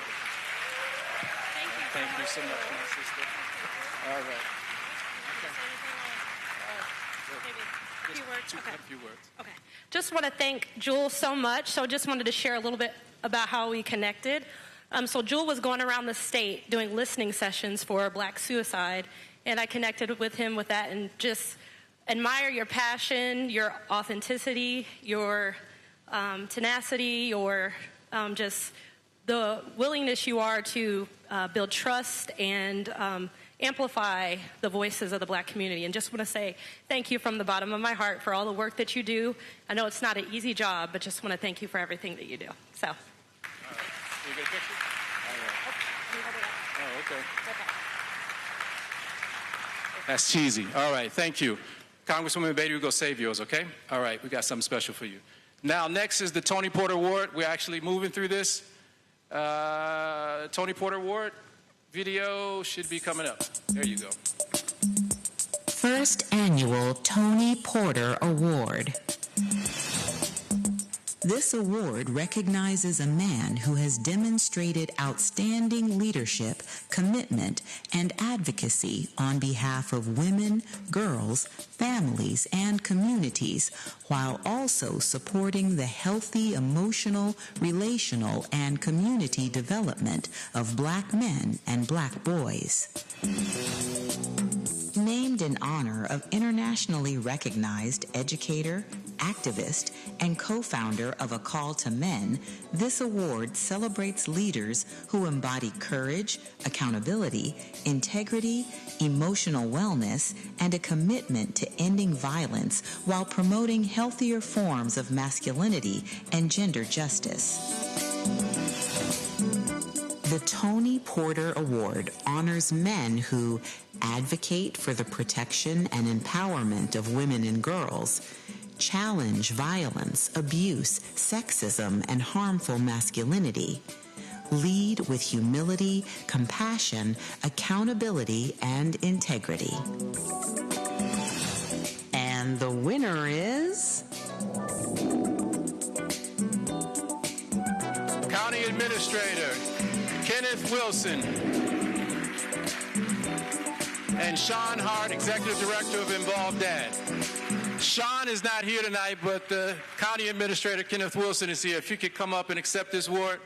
Did you see all those qualities for this thing? Compassionate, integrity, commitment, love for Black men, love for Black women and girls. We are so excited to offer this award.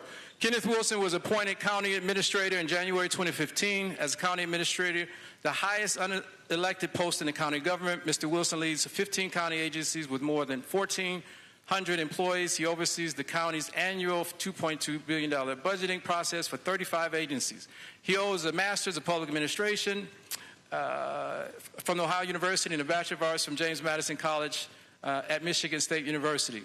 Mr. Wilson serves as a national member for the National Forum for Black Public Administrators, Board of Directors, Kappa Alpha Psi, Columbus Alumni Chapter, Board of Directors, Executive Committee, immediate past president of the National Association of County Administrators, and serves as an active member for International City Council.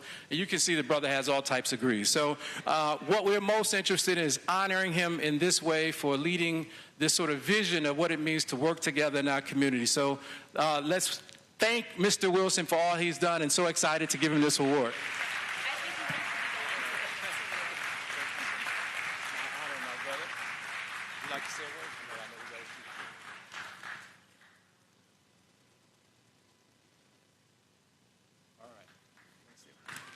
I'll be brief. Thank you all. Thank you, Dr. Woods, for the work that you do, bringing attention to healthy relationships. Black Girl Dad Week is extremely important.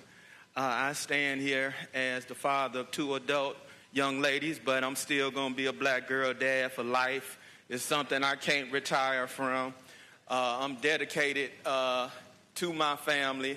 My wife, sitting there, Reese, is my reason why I stand here right now trying to do positive things, and relationships are hard. So we need people like you, Dr. Woods, giving people the tools for healthy relationships. Mentorship is very important in my final words. There's been some very positive male role models that I've been blessed to be around very early in my career here in Franklin County and Columbus, and they're a big reason why I'm here. I stand here as well, and I want to thank those whose shoulders I stood on. Thank you. Thank you. Thank you. All right. Thank you, brother. All right. All right, y'all ready for Roland and Congresswoman Joyce Beatty? All right. Well, let me just apologize because this happens all the time, and I always have to tell people that the only doctor in my household is actually my wife, who's over there. So I will have the PhD eventually, but the reality is she's the only doctor in the household as of now. So at this particular time, I want to invite a special guest to, well, actually, we're going to introduce Roland first. So if Representative Dontavius Geralds would come to the stage, we're going to introduce our panelists, and we'll be getting right into the fireside chat.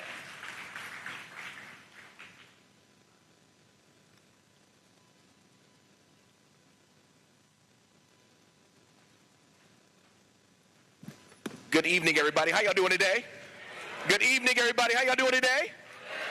If you can do me the first 5 seconds of my time, if we can congratulate and honor Dr. Woods and the male behavioral health for this fantastic event we about to have. Again, I think you all can do a little bit better than that, y'all.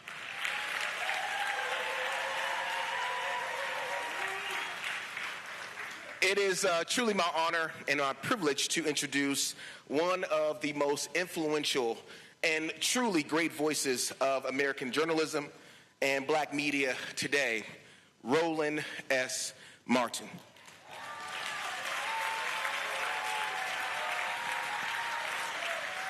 First off, let me just say, don't let this light blues fool you. I'm a proud member of Alpha Phi Alpha Fraternity Incorporated, so he's a dear brother of mine, and truly just an award-winning journalist, a political commentator, an author, a media entrepreneur, and he has built a career at the intersections of news, social justice, and unapologetic truth-telling on behalf of Black America.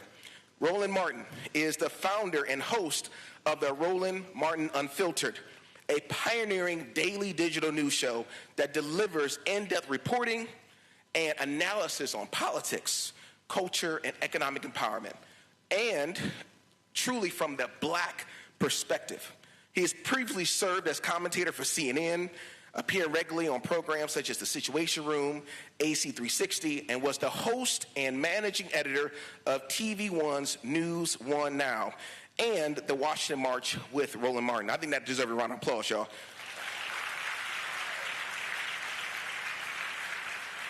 Across print, television, radio, digital platforms, Martin has interviewed U.S. presidents, global leaders, civil rights icons, and culture figures, consistently centering our issues around voting rights, criminal justice reform, economic equity, and media representation. And as a former executive editor of the historic Chicago Defender and longtime senior analysis for the Tom Joyner Morning Show. Y'all remember that, y'all? Y'all remember that?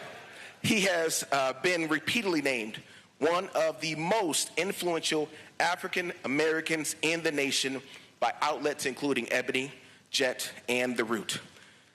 I just want to say on a personal front, before I was elected, he actually came to the State House. And I never forget, he was wearing almost the same suit I was wearing. And I thought he was the coolest black man in the room. And he spoke unapologetically about the issues facing Black America, but centered on holding elected officials accountable to do the right thing. That's the thing that I love about him the most. And I stand on his shoulders and the shoulders of, obviously, Congresswoman Joyce Beatty, our fearless icon of our own in Columbus. So, Roland Martin is the author of several books, including Speak Brother, A Black Man's View of America, Listening to the Spirit Within, the first Black President Barack Obama, Road to the White House, and White Fear, How the Browning of America is Making White Folks Lose Their Minds. Say that truth, y'all. Come on.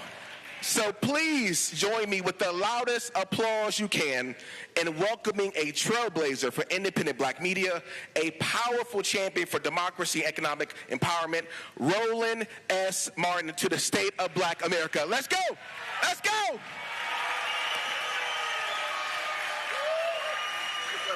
Appreciate you.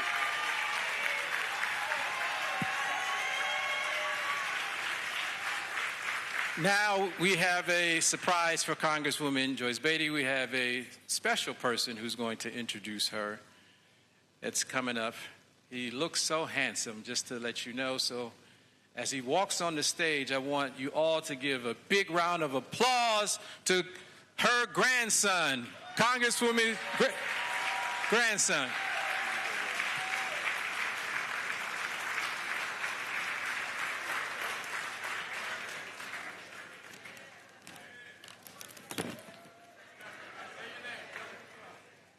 I'm Spencer, and good evening, everyone. My name is Spencer, and I have a very special job today. I get to introduce my grandma, Congresswoman Joyce Beatty. Now, a lot of people know her as a congresswoman. They know she represents Ohio's 3rd Congressional District in the United States House of Representatives. They know she has worked for many years to help people stand up for fairness, support small businesses, protect voting rights, and make sure more people have opportunities. She has also made history. She was also the first woman to serve as a Democratic leader in the Ohio House of Representatives, and she later became chair of the Congressional Black Caucus. But I know her as my grandma, and being her grandson means I know something else about her. She cares deeply about people, she works very hard, and she is not afraid to speak up when something matters. She has been a leader in Ohio and in Congress. So please join me in welcoming someone I am very proud to call my grandma, Congresswoman Joyce Beatty.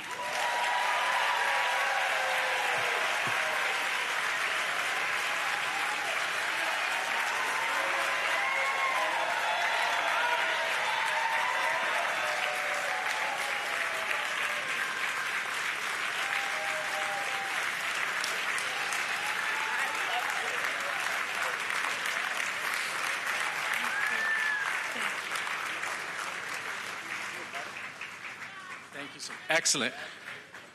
Didn't he do well? All right, that's excellent. I don't think I should be in the middle. I think you should be in the middle. Okay. All right. You're just telling me what to do. All right. Thank you all for your patience. I know this is what you've been waiting for. Such a long day, I had to write my questions down, so bear with me. First and foremost, Congresswoman Beatty, we missed you last year. I am so glad that you're here. I'm so glad you're in good health. So the last time, it's been 2 years since you were here. Right. I want to just broaden it out and just ask the questions. When you think about the current state of democracy, what are some of the great challenges or threats facing black political participation and representation today in your mind? Well, first of all, let me just say thank you, and I'm glad I am healthy and here this year. But you messed me up with my grandson. So let me just say, Spencer, thank you. I love you. And that is what this program does for young black boys. And he is a young black man, and he has gentleman skills, and he practices with my granddaughter, Leah, who is also here. So you can help black boys and black girls at the same time. Well, first of all, let me just say thank you, and it's always a pleasure to be here with my good friend, Roland Martin. When I think about where we are now, and I think about the world we're in and this democracy, I go straight to voting rights. And later I will connect it to everything that you stand for and everything this community needs. But let me just say to you something I know you know, but worth repeating. It is so much more sophisticated now. It's no more counting jelly beans in a jar, poll taxes, and literacy tests. Now they are coming at us, and I'm going to say in 3 ways quickly. First, they're trying to make sure they dilute our representation.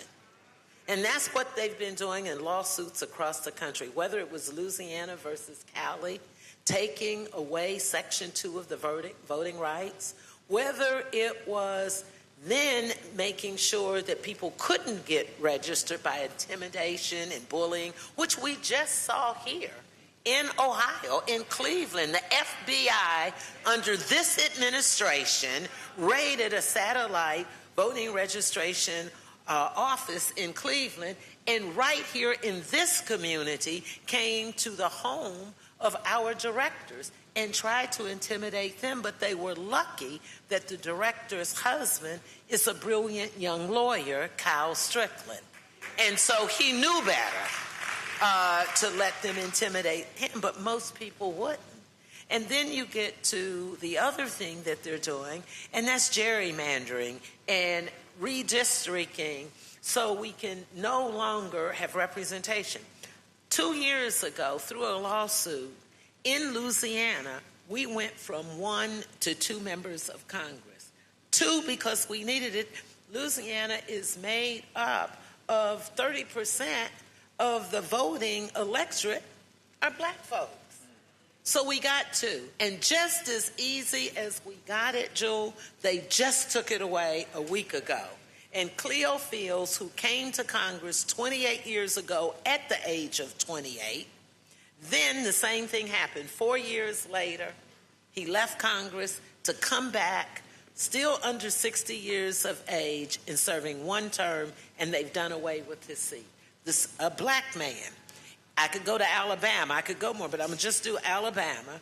Terry Sewell, who has been the single black representative in Congress from Alabama, fought hard. We got Shamari Figures, black man, lawyer, young, scholarly. They just made his district 29 or 30% Democrat, so it would be difficult in the South for him to win. And we could go on. We could talk about South Carolina. We could talk about Cleaver. And just 3 days ago in Georgia, we have 5 representatives from our caucus. They're taking away 3 of the seats. Yes, black seats. So the target is on us. And so that's what we're dealing with. So we have to make sure that people across the United States understand how important it is to get registered and to vote. To get registered and to vote. Voting is not an accessory to anything. It is mandatory for us to speed up our game, because here's what we know. Right here in this community, I don't have a black district. So Ohio also could be a target. And when I ran for the United States Congress, but for the black folks voting for me, which at that time was only about 18%.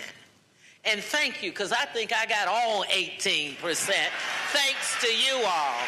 And I was able to win by a very small margin, but it was early vote. It was black folks understanding that in this great state of Ohio, where we always said you have to go through Ohio for the presidency. Well, think about this. Prior to my being elected, in this great state, we had only had 1 black person, and each one of the 3 of them had been from Cleveland, Ohio.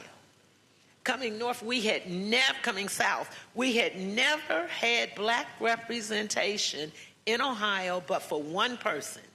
And when you think it started with Lou Stokes, Stephanie Tubbs Jones, Marsha Fudge, and Chantel Brown, all from Cleveland, which was 88% black. They won because when black people vote, we what? We win. And so we're part of history here in the capital city.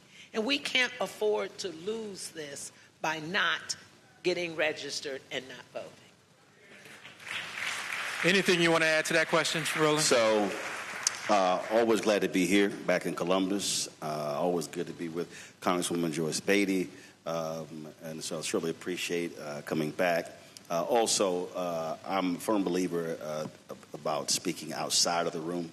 And so just like in previous years, you should be putting on your social media, texting folks if they're not here. They can actually watch this. Just simply go to my YouTube channel or our Black Stud Network app. One of the reasons why owning is so important is you don't have to ask permission. And one of the things that, we did the All Roads Lead to the South march in Montgomery. There have been other actions taking place. If you go to freedomsummer2026.com, we were there. We actually broadcast from there and streamed it to 50 other platforms because we wanted maximum reach. And so we're doing the same thing here. And that's important because we should not look at this. We should not look at this as an event to just come and listen. Reverend Dr. Bishop Barber and I always talk about this here. These really should be operating as what we call teach-ins or citizenship education training. If anyone understands the history of the Southern Christian Leadership Conference, everyone talks about Dr. King, Ralph Abernathy, but the reality is you could not even join SCLC unless you actually went through the citizenship education program of Dr. Dorothy Cotton. That is critically important because they actually did full assessments. Did you fully understand nonviolence? Did you understand what they were working on? And I believe one of the greatest problems that we have today, all across this country, pick a state, pick a city, pick a community, is that we have completely abandoned and abdicated education. And what I mean by that is political education. Political education ties to economic education. It ties to social. It all goes together. And so the reality is we sit here today at this event as black people worse off than a year ago. And I believe that too many of us are walking around as if we are in a zombie movie, believing that things really haven't changed much. When the reality is you've had 800,000 African Americans unemployed in the last year. You saw black unemployment dramatically increase. It went up to 7.2, 7.3% under the twice impeached, criminally convicted con man in chief. Last month, it went down to 6.6% only because a lot of black folks checked out of the labor market. Remember, black unemployment was at its lowest in recorded history under Biden-Harris at 4.8%. So you go from 4.8% under Biden-Harris to a hot 7.3, but now 6.6, but it's going to go back up. You have that. Two, what you also have, you have had a complete effort, and I've been yelling and screaming this, and it just keeps coming true, to defund black America. You have a direct attack on the entire, and I mean, people understand, the entire black infrastructure / ecosystem. If you look at what's going on, this is not just Washington, D.C. It's states as well. It's counties. It's cities. They are attacking political. They're attacking economic. They're attacking social.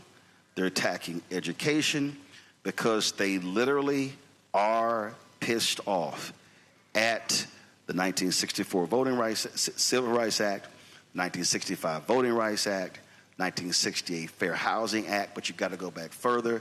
They are ticked off with the 3 Reconstruction Amendments, the 13th, 14th, and 15th Amendment.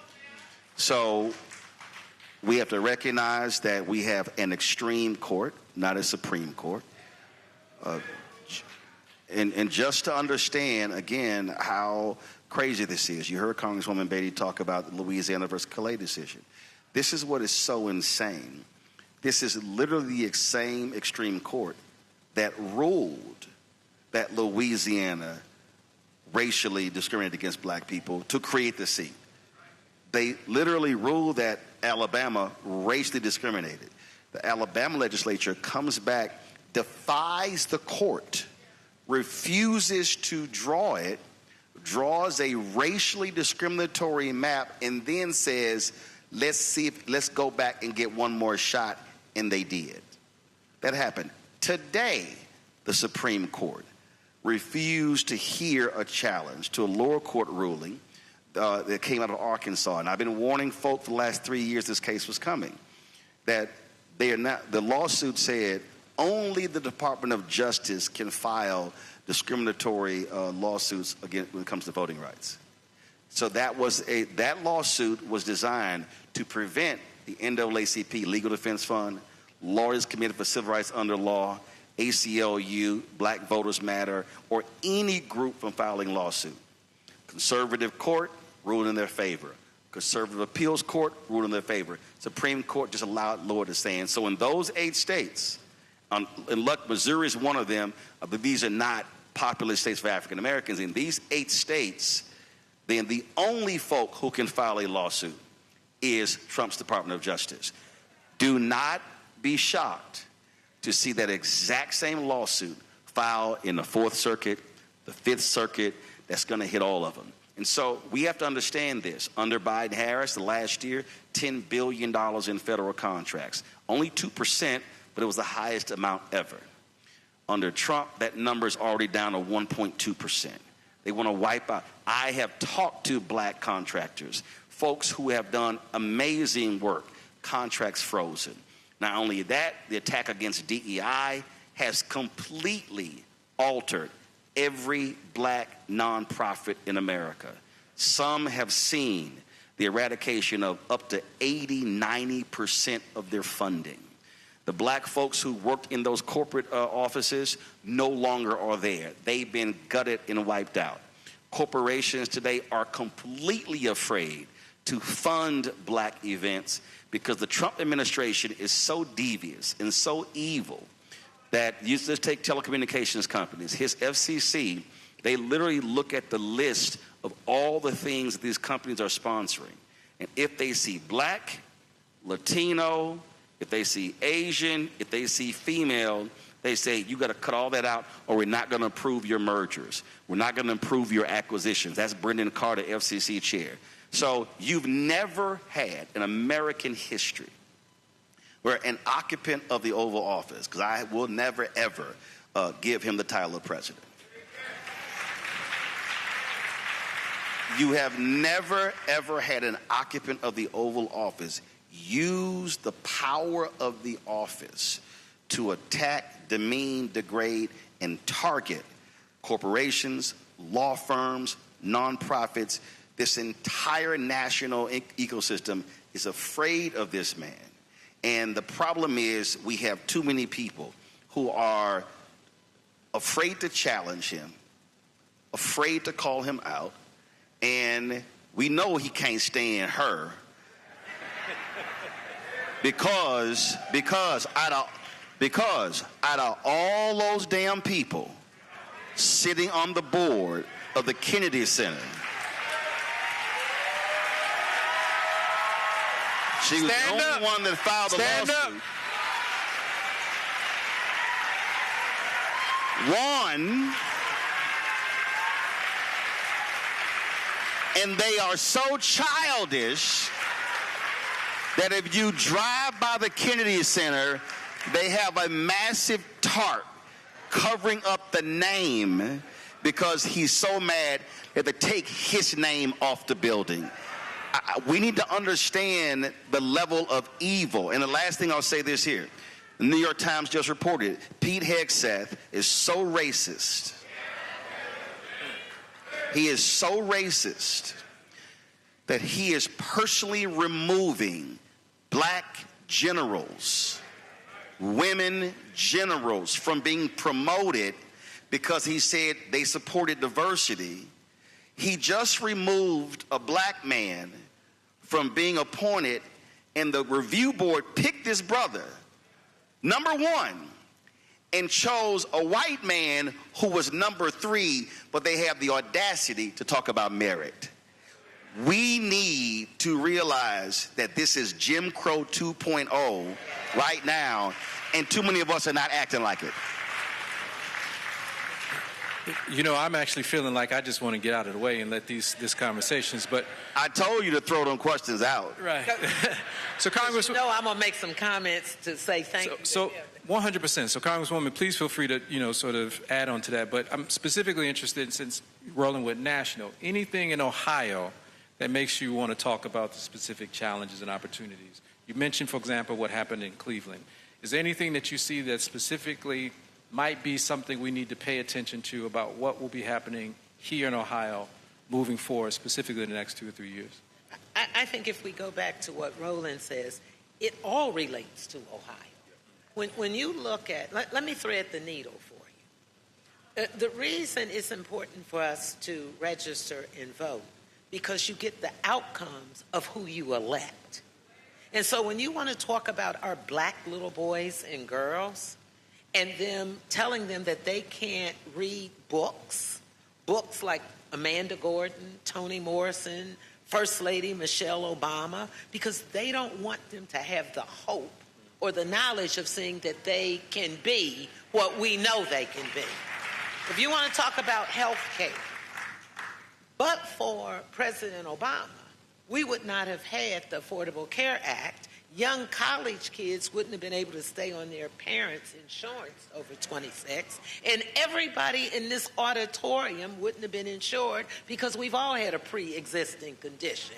If you've had a cold, your tonsils out, stitches, a baby, everyone has had a pre-existing. So it's important when you think about education, health care, mental health, when you talk about wealth and economics, it's all on who you elect. And if you elect people because they're popular or they give you a great speech, then you're getting what you deserve. You have to have somebody that's going to give you hope, somebody who is unapologetically black and not afraid to say it, but someone who can dance and walk in every room. Because let me tell you, I left Columbus, Ohio, went to Washington, D.C., to fly to Montgomery, to Birmingham, to be with you in Selma. And let me tell you why it's important. Because we control the federal budget. And when we have dollars, whether they are through the DNC, whether they're through the DCCC, it's important for you to elect people who understand that we need people like Roland Martin to be able to get funds, and then don't talk about it if somebody says, oh, they gave Roland $10 million, which he didn't get and should have, then we should not be saying that's too much. So this is what I want you to stop doing. If a brother has a salary that seems like a lot and he got it, you ought to be saying, thank God, because little Spencer can now get twice that much. Dr. Angela Price can be able for her program to get 3 times that much. And it is so important for us to understand our history. We went to Selma because it was important for us to be there for the voting rights. It was important for us to be there because of John R. Lewis' Voting Rights Act. It's important for us to know what we're fighting for in Ohio. Because if we lose in Ohio and we lose in the Midwest, we'll lose in the West and we'll lose in the South. We have to go back and do what I call old school, new school. Old school. We have to march. You can't talk about it's too hot. People walked for miles in suits and ties and dresses and hats and purses so you could sit your behind in the Lincoln Theater. And so you could elect me to go to Congress. So we have to speak truth to power. And we have to not be afraid, but we also have to have hope. And that's what my lawsuit was about. Now, let me just tell you, I know you know your history, so you know who Ruby Bridges is. When I walked into that meeting, which was not held at the Kennedy Center, and I had vowed that I would not go to the White House ever again while Key was president. But the day he changed the meeting to the White House so it could be on his turf, 41 board members showed up, and no one was in that room that looked like me. And so when the lady sitting next to me, she said, oh, I'm sure you're angry, because we had filed the first of 3 lawsuits, and we won on the first lawsuit. The first lawsuit, I went in with security, sat in the middle seat, and the man chairing the meeting said, by the federal court's ruling, she has to have equal time to speak. She has to be allowed to dissent if she wants to, but we didn't ask for me to vote because we knew we would lose on that. We knew they would all vote against me voting because they had muted my microphone. They picked the wrong sister for that. They picked the wrong sister to mute me and tell me I couldn't speak. And that was the first lawsuit. So make a long story short, It did take courage, but I thought about Rosa Parks, who got arrested. I thought about Fannie Lou Hamer, who gave her life. I thought about that 9-year-old Ruby Bridges. And when my turn came, I did what my communications director sitting there going to tell me, straighten up your posture. Throw your back and your head up and look him in the eye and say, truth to power. And I was so proud that I was the only person to say, this is wrong because it's unlawful. We cannot let people do things that are illegal, because if any of these brothers and sisters go and do anything illegal, you know what the consequences are. And so we won on that lawsuit. We filed then to take his name down. 4 hours I sat in that courtroom with 6 attorneys. And let me just tell you, the day we got the verdict from the federal judge Cooper that we had won that case, it was feeling like Rosa Parks and Martin Luther King and everybody else that I thought of that fought for us, because I was fighting for you. I was fighting for the Lincoln Center. I was fighting for the Martin Luther King's Performing Arts Center, and every black performer, every family, every little black kid that walked into the Kennedy Center, for every black performer that man said was irrelevant, not talented, and he'd never have them. People like Gladys Knight, people like Aretha Franklin, Patti LaBelle, Smokey Robinson, and the list goes on and on. And so I spent 13 hours standing in front of the Kennedy Center. And at 4:00 a.m., I looked at my watch, and the letters to his name came down. The only member of Congress in the history of the Congress to sue a sitting president and win. That is the courage and the hope I give to you. That is the power that we can have if we educate our little black boys and girls. And I want to say thank you to Roland. Roland is a dear friend. Roland has had me in his studio, which is amazing, by the way. And we have covered things when others were there standing with that man that's in the Oval Office. We were in Roland's studio educating the American people. So I want to say thank you to you, Jules, for having the confidence and the courage to let us speak truth to power.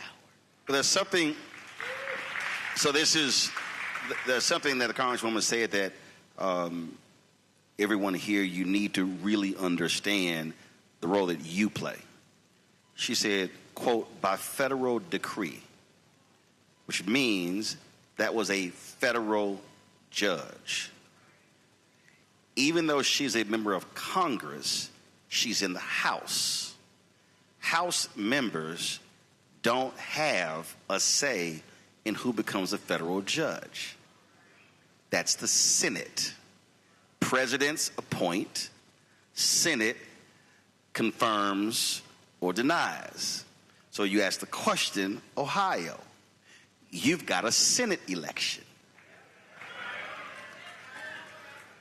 So to understand, you have the 2 oldest individuals sitting on the Supreme Court are Sam Alito and Uncle Clarence Thomas. But I need you to follow me here. If either one of them chooses not to retire, not by November, but by January, because you got to understand, the election could happen in November. Democrats could take back the House and or the Senate.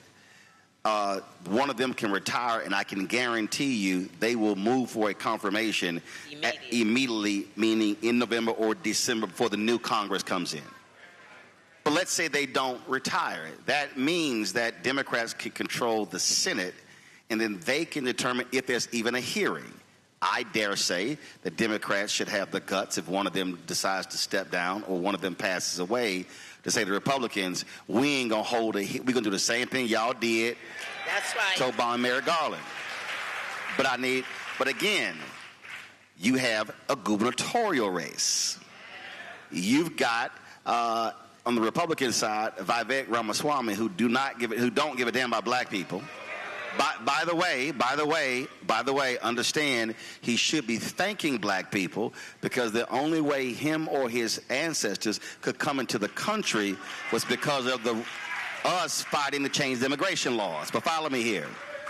He has already said he wants to shut down Central State University. So I need you to understand. It's not just your vote. But the question is, and I'm going to go back to what you said when you ran, you said you got all 18%. I need you to understand also why we're losing. 2008, 2012, you had massive black turnout with the election of Obama. The 2012 election was the first time in American history by percentage more black people voted than white people. First time in history. The reason my book is White Fear, because they not only saw that, they also saw the changing in terms of the demographics. They'll be a minority by 2043. So you have to understand the problem is since 2012, our numbers have gone down, down, down, down. It went up in 2020 only because it was COVID, they expanded access to the ballot. It goes down in 2024. So what does that mean? What does it mean? It means that we simply are not voting our number.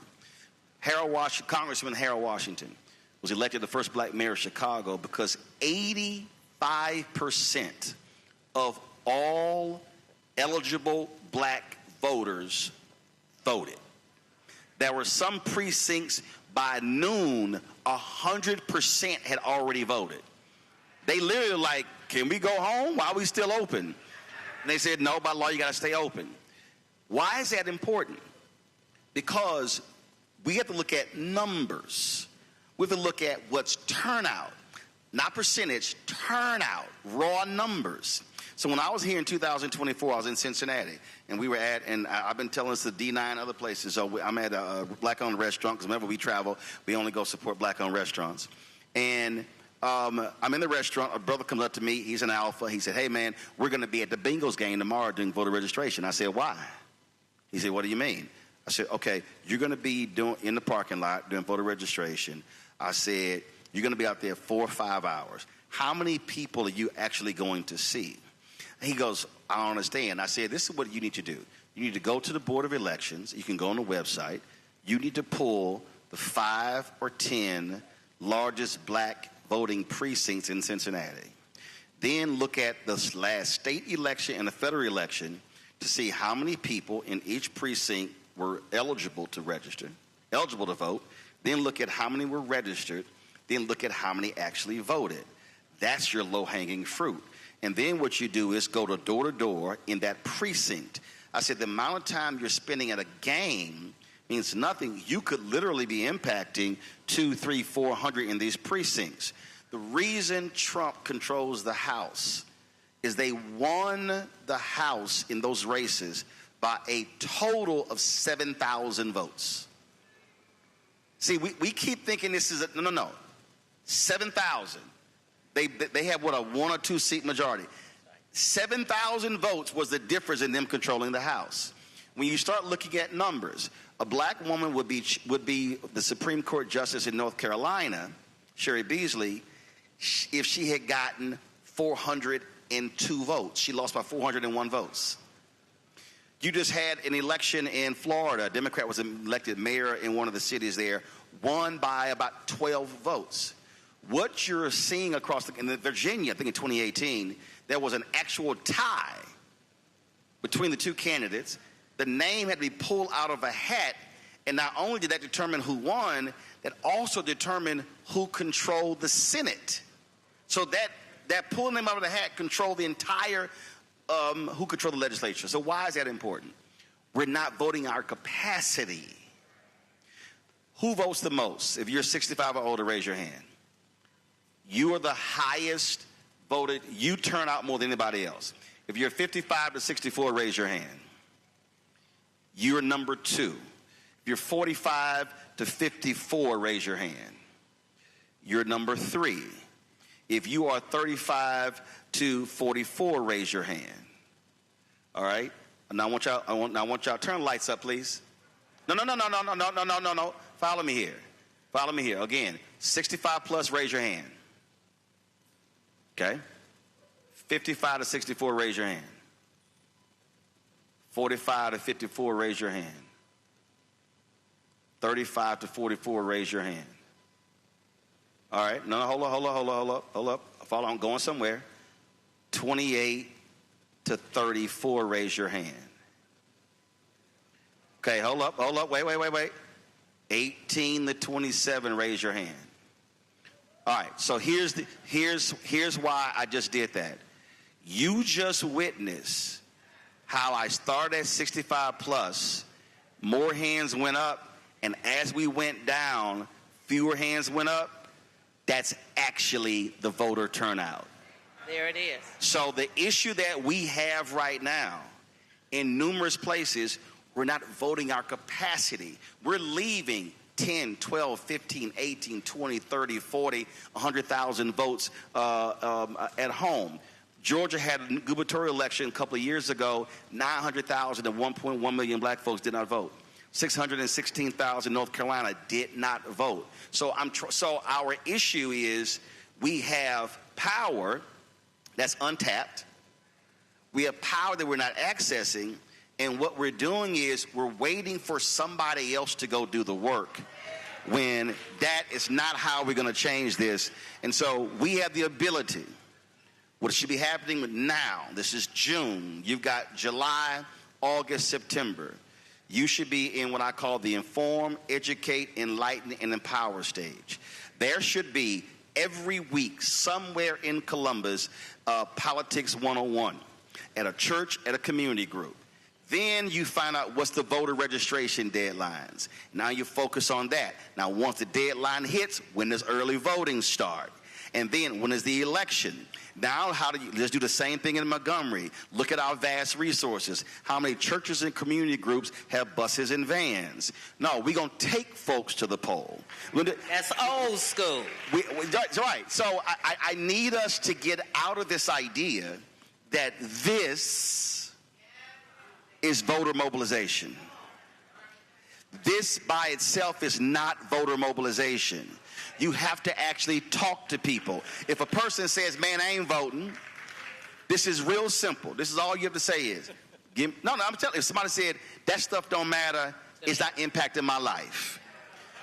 You have to say, I want you to understand, your birth certificate is a government document. Your public high school diploma, your immunization shots, those are government documents. You went to a public school, your diploma is a public document. If you went to a state college, that's a government document. When you got married, that's a government document. When you get divorced, that's a government document. When you die, your death certificate is a government document. So we have to get people to understand government touches every facet of your life. Exactly. But we have to ask them, what are the 3 things you care about? And then walk them through. We have to be connecting the dots in order to educate folk. So we are assuming people know. How many times, Congresswoman, she's heard it, man, the CBC, man, they don't do a damn thing. Not even understanding that a CBC member can be sitting on a committee and literally can remove a line in a bill that can completely alter the bill. So the point, if you're not present, then, or if they change these seats and you got a Republican sitting in there, then you don't have somebody go, hold up, you can't do that. If Democrats get control, and this is not a Democrat-Republican thing, this is a black thing. See, the political system is a delivery system.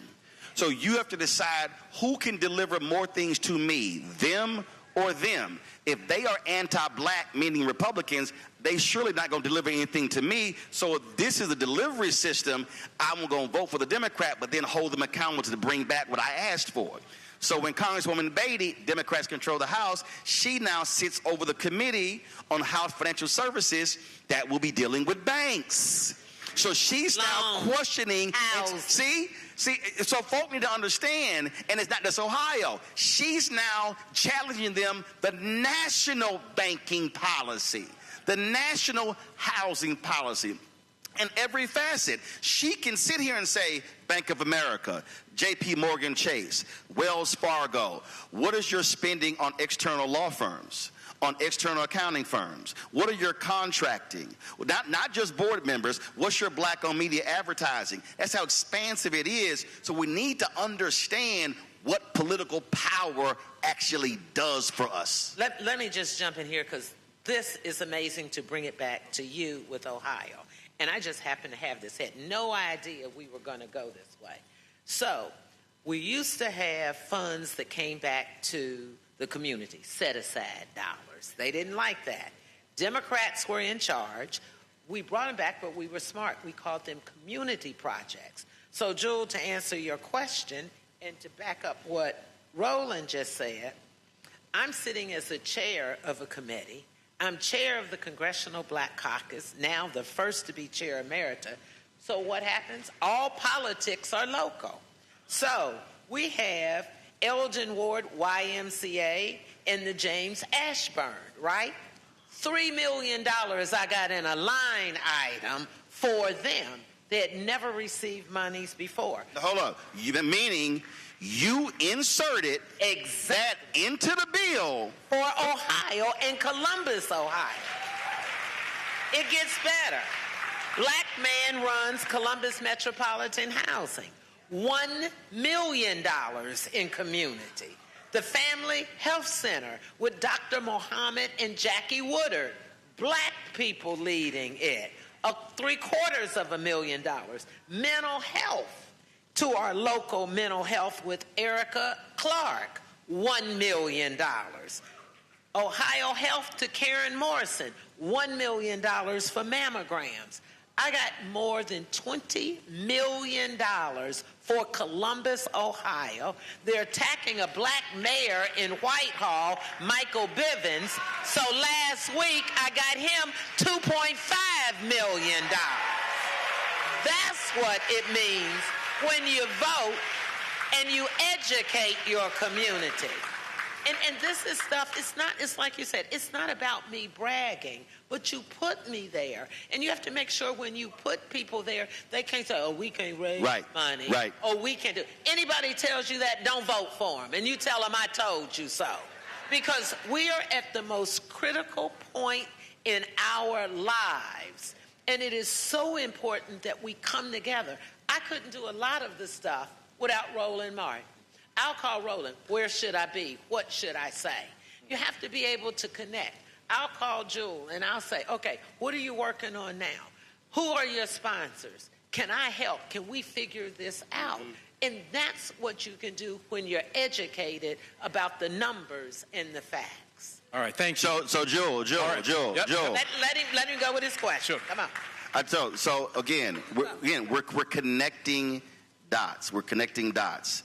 If expand what she just said now to when you have a U.S. Senator for the whole state. There you go. The reason HBCUs, and I'm going to pull up Central State's number in a minute. The reason HBCUs got $17 billion under Biden-Harris. With the B. With the B. The most in history is because of a brother from Virginia who chaired the subcommittee. I need y'all to hear me. Because he's a Democrat, he became the chair. When the Republicans control it, she's the ranking member, meaning you in a minority. So here's Bobby Scott sitting here as the subcommittee chair. Bobby Scott, I'm seeing the money coming. And so folks like, man, why they ain't saying nothing? So Bobby, he's an alpha. I call Congressman Scott. He's like, Roland, I love to come on, but I don't want nobody to know. That's right. He said, listen, we may not be in control of the House after November. I'm trying to shovel as much money as I can. You supposed to be saying this? I'm telling this is a he's come on the show and we talked about it. But he literally said, he said, I've shoveled so much money And again, folk don't know. They see Clyburn, they see Congresswoman Maxine Waters. Don't realize he's the chair of the subcommittee. That's where the $17 billion came from. And so by being over the committees. And so when we talk about state of black America, power, political capital, and then I know some simple Simon Negroes out there who going to say, man, I'm sick, y'all talk about all this government stuff, do for self. Let me be clear. When the twice impeached fool went to Saudi Arabia, 42 American CEOs went with him. There you go. So if you think that government, no. Corporate America uses government. Law firms use government. They understand that government can drive the Saudi Investment Fund. It can drive the sovereign wealth funds across the world. They understand that.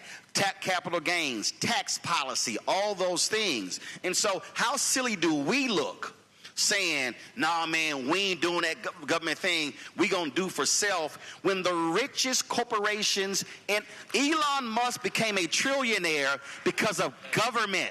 Exactly. He got $38 billion in tax subsidies, and we sitting here saying, why y'all sitting here talking about government? That's how he became a trillionaire. That's how Apple. So how stupid do we look not maximizing government the way they are? That's called playing chess and not playing checkers. Thank you. So, listen, we're running out of time. And what I want to do is actually just create some space for community questions and answers. And while we actually have Brother Teddy put himself in a position just to allow the community to ask a couple questions, I'm going to let Roland and Congresswoman Beatty maybe say some final words. But just on this last piece, because the one thing that you just mentioned is, how do we get folks out of thinking a certain way? It also just has to do with sort of narratives, like the narrative of, what does it mean to have black faces in high places?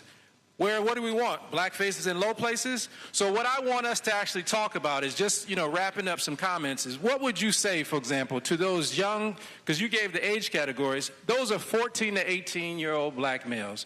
So for both of you, what message of hope, what message of urgency, and what message of action would you conclude on before we go to the community answers? But specifically for some young folks who might be caught up in some of these questions and things that we just need to get out in terms of myths about political participation.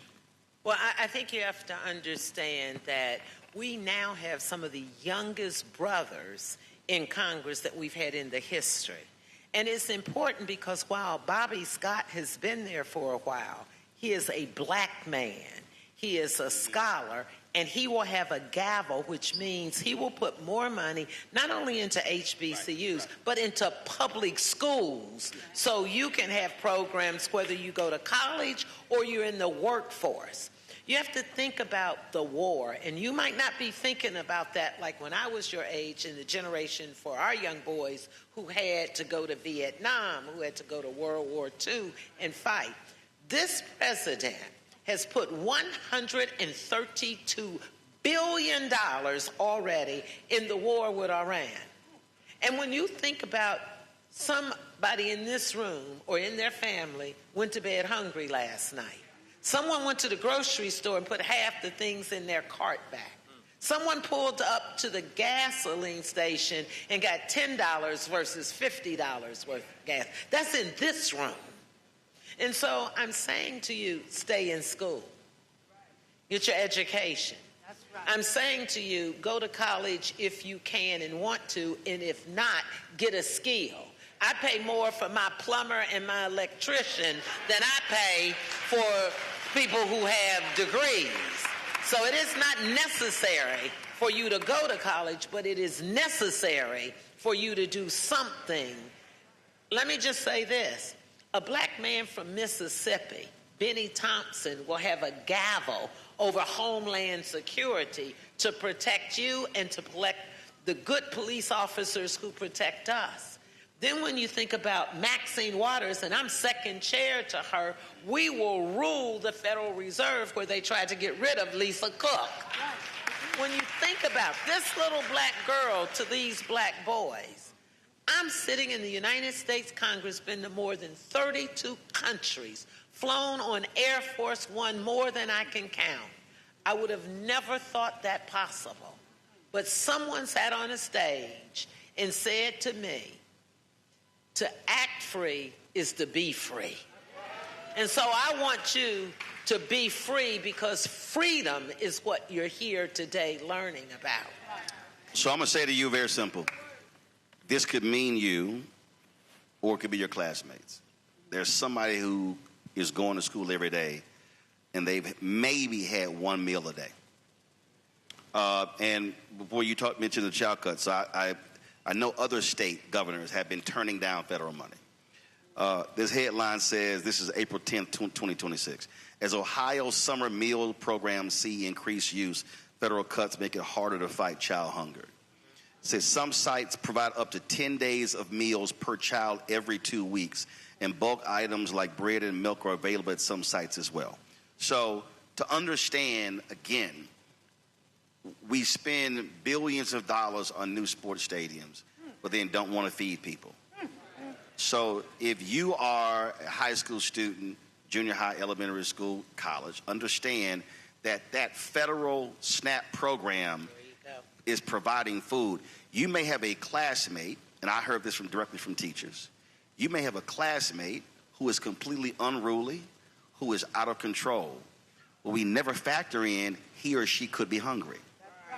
So when you have these politicians stand up in these grandiose terms and talk about, oh, we're going to cut SNAP benefits, they are literally saying we're going to not provide food to people.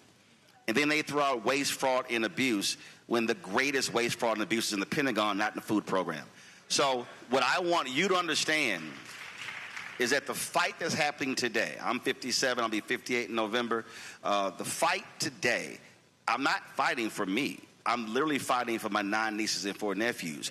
This is a battle for the future of black America. And I'm telling every single one of you, and I'll be very specific, Republicans today, and there are a few good ones, not many, but Republicans today across the board do not care about the future of black America. This is a war we are in. We have generals who are providing battle plans in this war. We need foot soldiers. And as I look at every single one of you, there were kids your age who were there in Birmingham, who had those fire hoses and dogs turn on them. There were kids who marched in Selma, who marched other places. This is a war where we need everybody on the battlefield. Let me just say one quick thing that's important to Ohio, based on what you said and how important it is to vote, and how important it is as young folks for you to vote. A black woman, a young black woman, younger than you, from Ohio, is the #1 person running to have the gavel in the chair of agriculture. Congresswoman Shontel Brown, because of listening to people like us, she has the courage now. She is not next in line. But what I've been telling people, don't let anyone say to you as young black men, you have to wait. The time is now. You don't have to wait. And agriculture is the second largest federal budget. And that is where SNAP falls under. It also controls that they told me that I shouldn't be voting. I eat Cheerios all day long. A bill came up and regular Cheerios or Honey Nut? Honey Nut. Okay, all right. A bill came up that said poor kids should not be able to have cereal. Yep. And then we had a thing that we were going to pay for the boxes of chickens that they can give you out. You get a 2-pack. We put that on the SNAP. Every person on the other side of the aisle voted against it, said poor people don't need to be getting snacks because they come from restaurants. I am telling you, we are dealing with those kinds of things, and that's why it's important for people to get registered, to vote, and to support this program. Last thing, because he's not going to ask for it. You know, everybody in here has 50 cents or $1 or something. When we have programs like this, we ought to have community sponsorships where we say, we're going to come in here, you get to come in here. We ought to ante up $5, $10 and let it go. It's not going to him. It's going to that corner over there. It's going to that corner over there. We have to start paying our way. And that can be a quarter, it can be $1, because most of the people that raise money through Act Blue for us, they give $2 and $3 and $5. So I'm just saying, thank you for being here. Thank you for supporting us. Thank you for getting registered to vote. And you know I got to give them my tagline. I'm Congresswoman Joyce Beatty, and I approve this message. Love you. Thank you. So I appreciate your time, your patience, and the reality is we don't have as much time for community actions, but let me just say two things. One, Roland has been kind enough to come back here year after year, in part because we support this fearlessness that, you know, there's a common thread with these two people on this stage, right? And we need to support him. So the donations that we're asking for are actually for the Black Star Network and for Roland Martin, so not for Male Behavioral Health. So please scan the QR code. Please donate to the Black Star Network. At this particular time, we're going to take questions, and I'm going to ask you to make a quick comment, 30 seconds, question or a comment, not, you know, a dissertation. And if you go long, I've asked Brother Dami to hit you with some nice little interruption music, which will be... All right, so if you go a little bit longer, you're going to get hit with that. So we got Brother Teddy. Yes, go sir. ahead. All right, we got Mother Sherry Smith from Columbus, Ohio. Y'all give it up for Mother Sherry Smith right here. All right, she's been standing waiting on you, Congresswoman. All right, Mother Sherry. Okay, thank you. I'm a volunteer with the Ohio Organizing Collaborative, and OOC is the organization that was attacked in Cleveland. Our organization has been fighting for black folks to get registered to vote, and I am proud to work with them as a retired volunteer. The other thing is we have started a group here, part of OOC, called Parents United for Public Schools. We call it PUPS for short. I have been begging, I can't even say it louder, begging people to please get involved, please help. We're trying to help make sure that public schools continue to get funded. Our Ohio legislators, mainly Republicans, have snatched $50 million from Columbus City schools, which are mainly black and brown children. I have to thank you, Representative Beatty. You have been doing so much over the years, and I'm so proud of you. But I am asking our community to do more. I can't. Thank you so much. No, hold on. Thank you. Wait. Let me ask you a question. Yes, sir. How many people are in your organization? In terms of the total organization, as I said, I'm a volunteer. No, I got it. But in terms of like our Parents United group here, I run the east. I'm doing the east side. Just give me a number. I would say right now it's about 12 people. Okay, hold up. Okay, so I want you, at your next meeting, I want you to ask those 12. Yes, sir. To each personally to bring 2 to the next meeting. And we've been doing that. Right, but follow me here. Yes, sir. What we're doing is we're hoping folks show up. Yes. If you do that over a period of 2 to 3 months, you will go from 12 to 48 to 60. This is about a collective action. And so that's how we also have to be moving and operating in terms of challenging folks to say, hey, all I want you to do is just bring 2 people. Now, here's the deal. If those 12 don't bring 2 people, right, that means they're not serious about advancing the agenda. Yes. So challenge those 12 to bring 2 to your next meeting.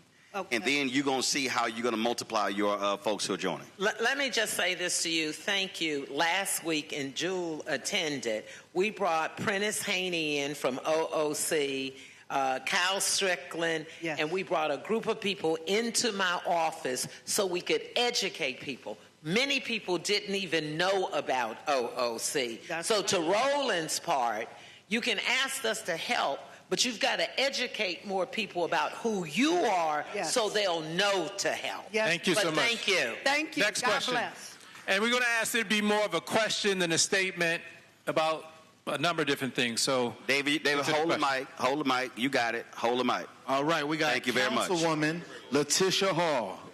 No, excuse me, Councilwoman Letitia Null. Hi. Give him the mic. Give him the mic. You gotta hold it. Put your hands down. Don't ever We let go good. of the mic. There we go.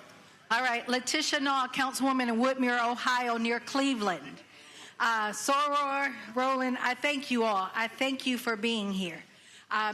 In Cuyahoga County, May 5th, we had 22% voter turnout. In Woodmere, I live 1 square mile, 55% African American, where there is high voter registration but low voter propensity.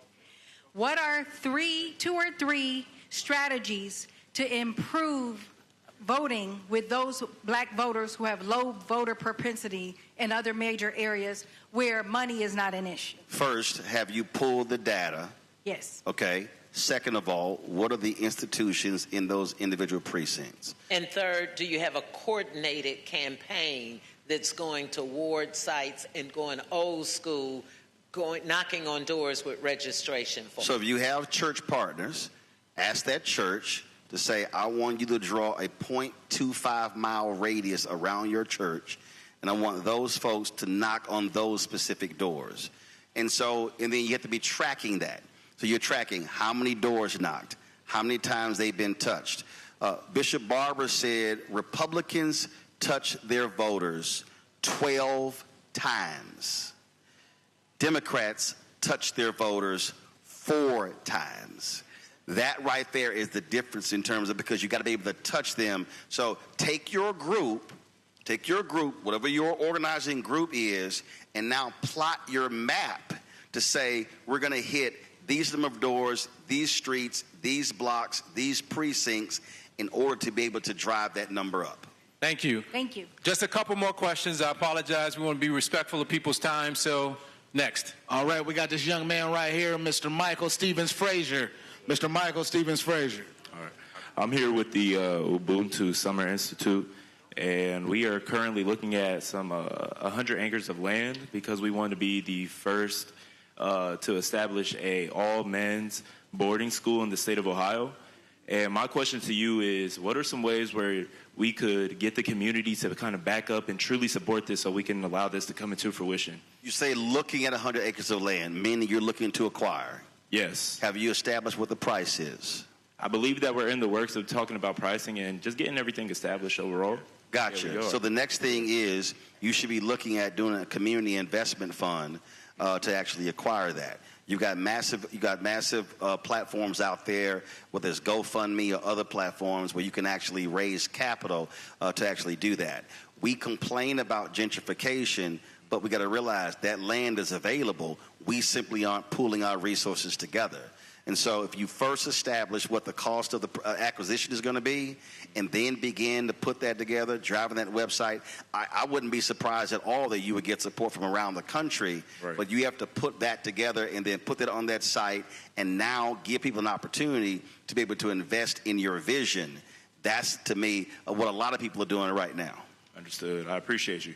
Last question. All right. Unfortunately, last question. Mr. Tequila Lowry. First, I just want to thank you, Joel Woods. I remember that name. I remember you, too. Thank you for your counsel and your information. And also thank you, Congresswoman Beatty, for your representation. Thank you, Roland Martin, for your information that you brought to the black community. I want to know, what can we do with regards to what DOJ has done to decimate the black women that have been in the workforce, working for the federal government? How do we reverse some of this damage that has been done to our community in the short 2 years that this man's been in office? Can this be undone, or are we looking at a 50-year generational fight? It can definitely be undone, and it's going to go back to the first thing. You can only get people out of office if you register and you vote. And history is at a time of repeating itself. There's no way that we should not take back the House. We'll have the first black man to be Speaker of the House, the third most powerful person in this country, Hakeem Jeffries.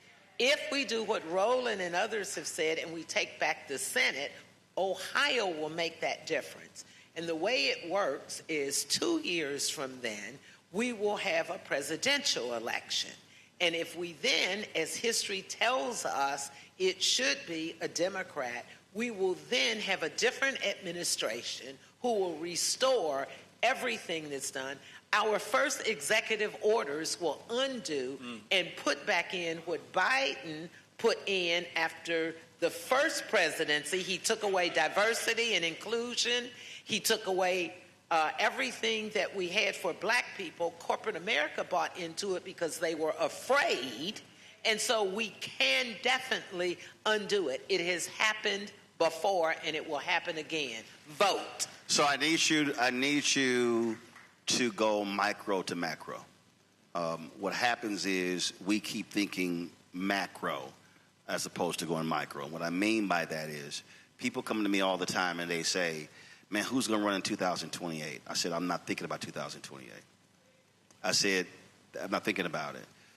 2 days after the election, black people were mortified, were angry and upset that Vice President Kamala Harris lost. I totally understood, but I was already over it. And people were like, dude, how are you over? I said, because the election is over. My focus was already on the Wisconsin Supreme Court race. Then it was on the Louisiana Constitutional Ballot Initiative. Then it was on the Louisiana mayoral election. So I'm always looking at what's next. So you've already had your primaries in Ohio. So the question now becomes, Ramaswamy, Acton. Okay, no, wait, hold up.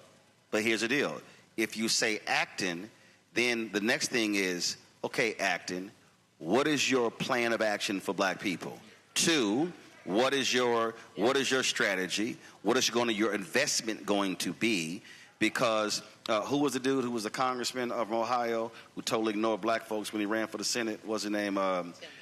Tim Ryan. That's why, listen, and I personally texted him and said, are you going to go to the Cincinnati Music Festival to recruit? He never responded. That's why he got his ass whooped. So, no. But again, no, we have to be extremely strategic. Sherrod Brown, I was talking his campaign last time. They never actually followed through about bringing my show here and doing some things at Wilberforce and Central State. And then now on election day, he's running around and because you did drive the black vote, same thing. So we have to be asking those questions. So what are the next races? And then once November, so you might say, hey, you know what? I'm good in Ohio. But you can also volunteer the phone bank to call another state. And so if you're talking about the United States Senate, you're looking at, in terms of what the targets are, Ohio is one of those targets. And so you got to be maximizing.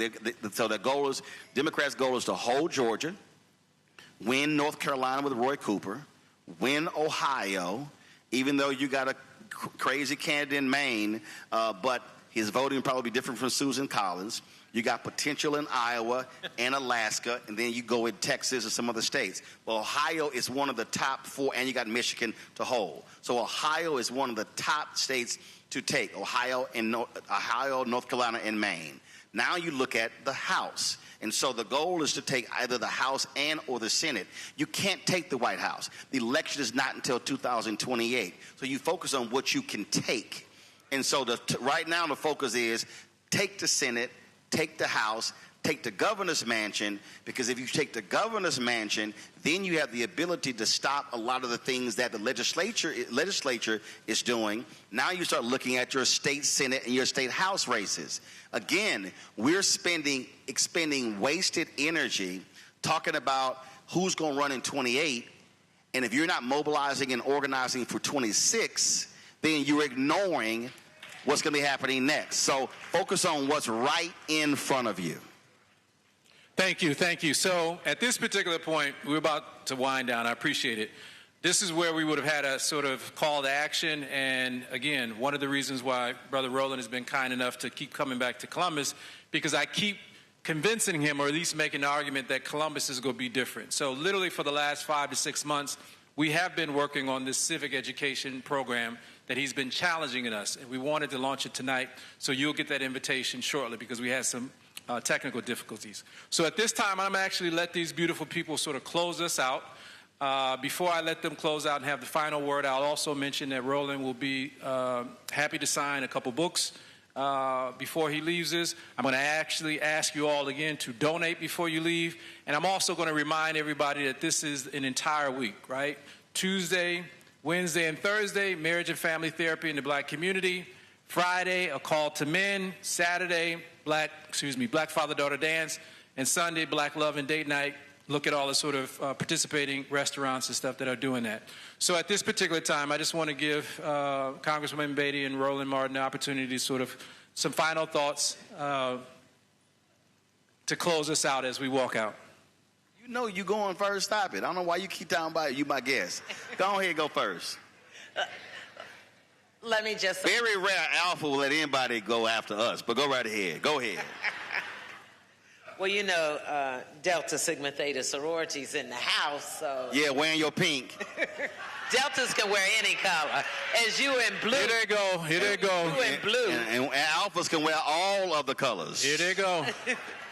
Let me just say to the audience the two most important words I can say, and that's thank you.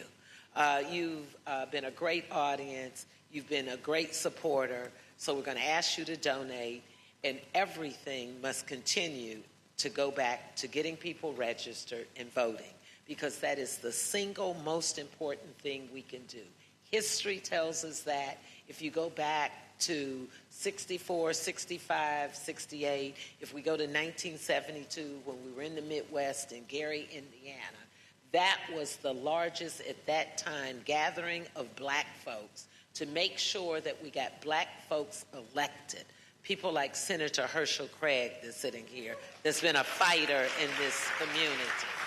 It is so important for us to do that, because at that time you had great leaders who came together, and it's a history you should read about, because you had prominent leaders from Jesse Jackson to Shirley Chisholm, the first female, by the way, to run for president as a serious candidate. The only female as founder of the powerful Congressional Black Caucus, which was founded the year before that. And all of that was set by the stage because we had had prominent leaders like Martin Luther King in 1968 died, Malcolm before him in 1965. And I tell you this because young people need to know our history. So when you feel that you're hopeless, when you read our history and you see what black people did, not for themselves, but for us so we could have a better life, right now, all of that with this administration is trying to take us backwards. They're making woke a bad word. They're saying get rid of everything that was woke. Well, the opposite of woke is asleep. So thank God that we are woke. Thank God that we are black, and thank God that diversity, equity, and inclusion is not about a handout. And thank God that we have talked about boys and girls, men and women coming together, because my liberation is not a competition. We have to be in this together.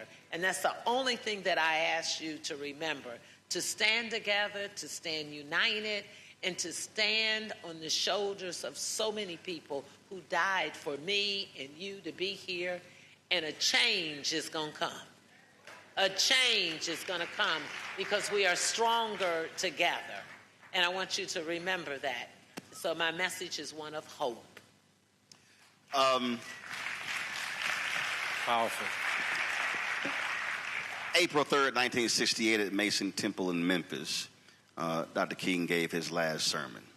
And in that sermon, he said that black people, black people individually, are some of the poorest in America. He said, yet collectively, we represent one of the largest economies in the world. I want you to understand that dichotomy. Poorest individually, one of the largest economies in the world. The United States economy is a $30 trillion economy. China is $19 trillion. If you look at the wealth of African Americans, our wealth exceeds most African nations in terms of their gross domestic product. But the question is, how do we then move as a collective? I'm working on a book that'll be dropped in February, and I'm talking about this. Where Dr. King, in his book, Where Do We Go From Here, Chaos or Community, he said there were 4 institutions that were primed to liberate Black America: Negro Church, Negro Press, Negro fraternities and sororities, and Negro professional and business organizations. He said, yet none of them have collectively given their all to liberate Black America. Where we are today is that too many of us are fixated on being entertained. When someone comes to you and they said, man, preacher, man, he preached a sermon, I want you to ask them, what was the scripture? If they only tell you about the hoop part of the speech, that's the feel-good part. But the basis of the sermon is the scripture. If you can't name the scripture and the points, then you didn't really pay attention to the sermon. You were entertained by the hoop. So where we are now is that when we have these gatherings, we come, we gather, we take selfies, we post videos, and we say, man, it was a great conversation. But how many of us then say, what am I going to do tomorrow to do the work? You heard me earlier say that we have generals, but we don't have enough troops. I always think about Nehemiah. Nehemiah wept when he learned that the wall had crumbled. And then when the king said, go check on your people, Nehemiah surveyed the wall. Nehemiah surveys the wall. He comes up with a plan of action to rebuild the wall. But the critical part is that he goes to the people, and then the people said, let us rebuild. What is happening is that today we are asking the Nehemiahs to come up with a plan and for them to rebuild. We are not accepting the us part. And so then when you keep reading that, you see that there were haters. Haters said, y'all can't build that wall. That's haters saying, y'all can't register low propensity voters. Y'all can't raise money together to pay for this. Y'all not going to be able to do nothing to raise the money for the 100 acres. Nehemiah said, ignore the haters, keep building. Then as you begin to make progress, and all of a sudden the haters said, oh no, we got to stop you from proceeding. Let's be clear. There are going to be some black haters trying to stop what we're talking about. Those black haters will be Democrat or Republican. Those black haters will be male or female. It does not matter. And so Nehemiah said, keep one hand on your weapon, but keep building with the other hand. The beauty of that, and there are people talk about Nehemiah, they get excited because the wall got rebuilt. No, I get excited because the book lists the names of the people that built the wall. What I'm saying to you is this here. If we come back 20, 30 years from now, and the conversation in Columbus, and the conversation is Ohio, is about what Fannie Lou Hamer did, what Dr. King did, what Carl Stokes did, what Louis Stokes did, what Marsha Fudge did, what Joyce Beatty did, and your names are not mentioned, that means that you didn't do any work. The challenge for this generation is whether or not your names today will be called tomorrow, or will people tomorrow completely skip over this generation? Too many of us are not committed to the work. We want the attention. We want the acclaim. We want all of that, but none of that stuff happens without the work. Your homework, your challenge now is, what am I individually going to do leaving here? When I go back to my sorority, my fraternity, my men's group, or whatever group I'm in, how am I going to grab them and say, you in this? Okay, what you going to do? And what you going to do, what are you going to do? Because that's the only way these things happen. One person can't do it all. Every person in this room has the ability to completely change the future direction of this city, in this state, in this country, But if you come back to this in 2027 and you do a personal annual report and you look back and say, man, I didn't do anything in the last 364 days, you are the damn problem. All right. You're excited about doing your personal annual report for 2027? All right, we want to thank you all for coming out. As I mentioned, there will be just a limited number of books available for signing and purchase. For those folks interested in getting that, we're asking you to go out that door. Last round of applause for Roland Martin and Congresswoman Joyce Beatty. Thank you all for coming out. We'll see you at all the other events throughout Black Girl Dad Week. Dami, go ahead and hit them. And hold on one second. Congresswoman Joyce Beatty, we want to... Congresswoman, she can't hear me. All right. We just want to give you this award. Brother, again, this was the Bell Hooks Award, showing this love for both black men and black women. And let me put this down and get a hug.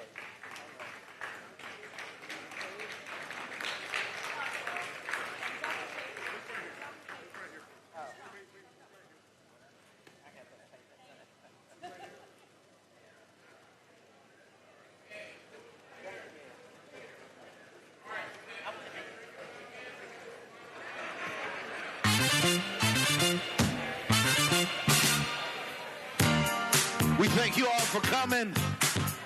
We thank you all for coming. Like he said, you can go right over there and get you a signed copy, Mr. Roland Martin.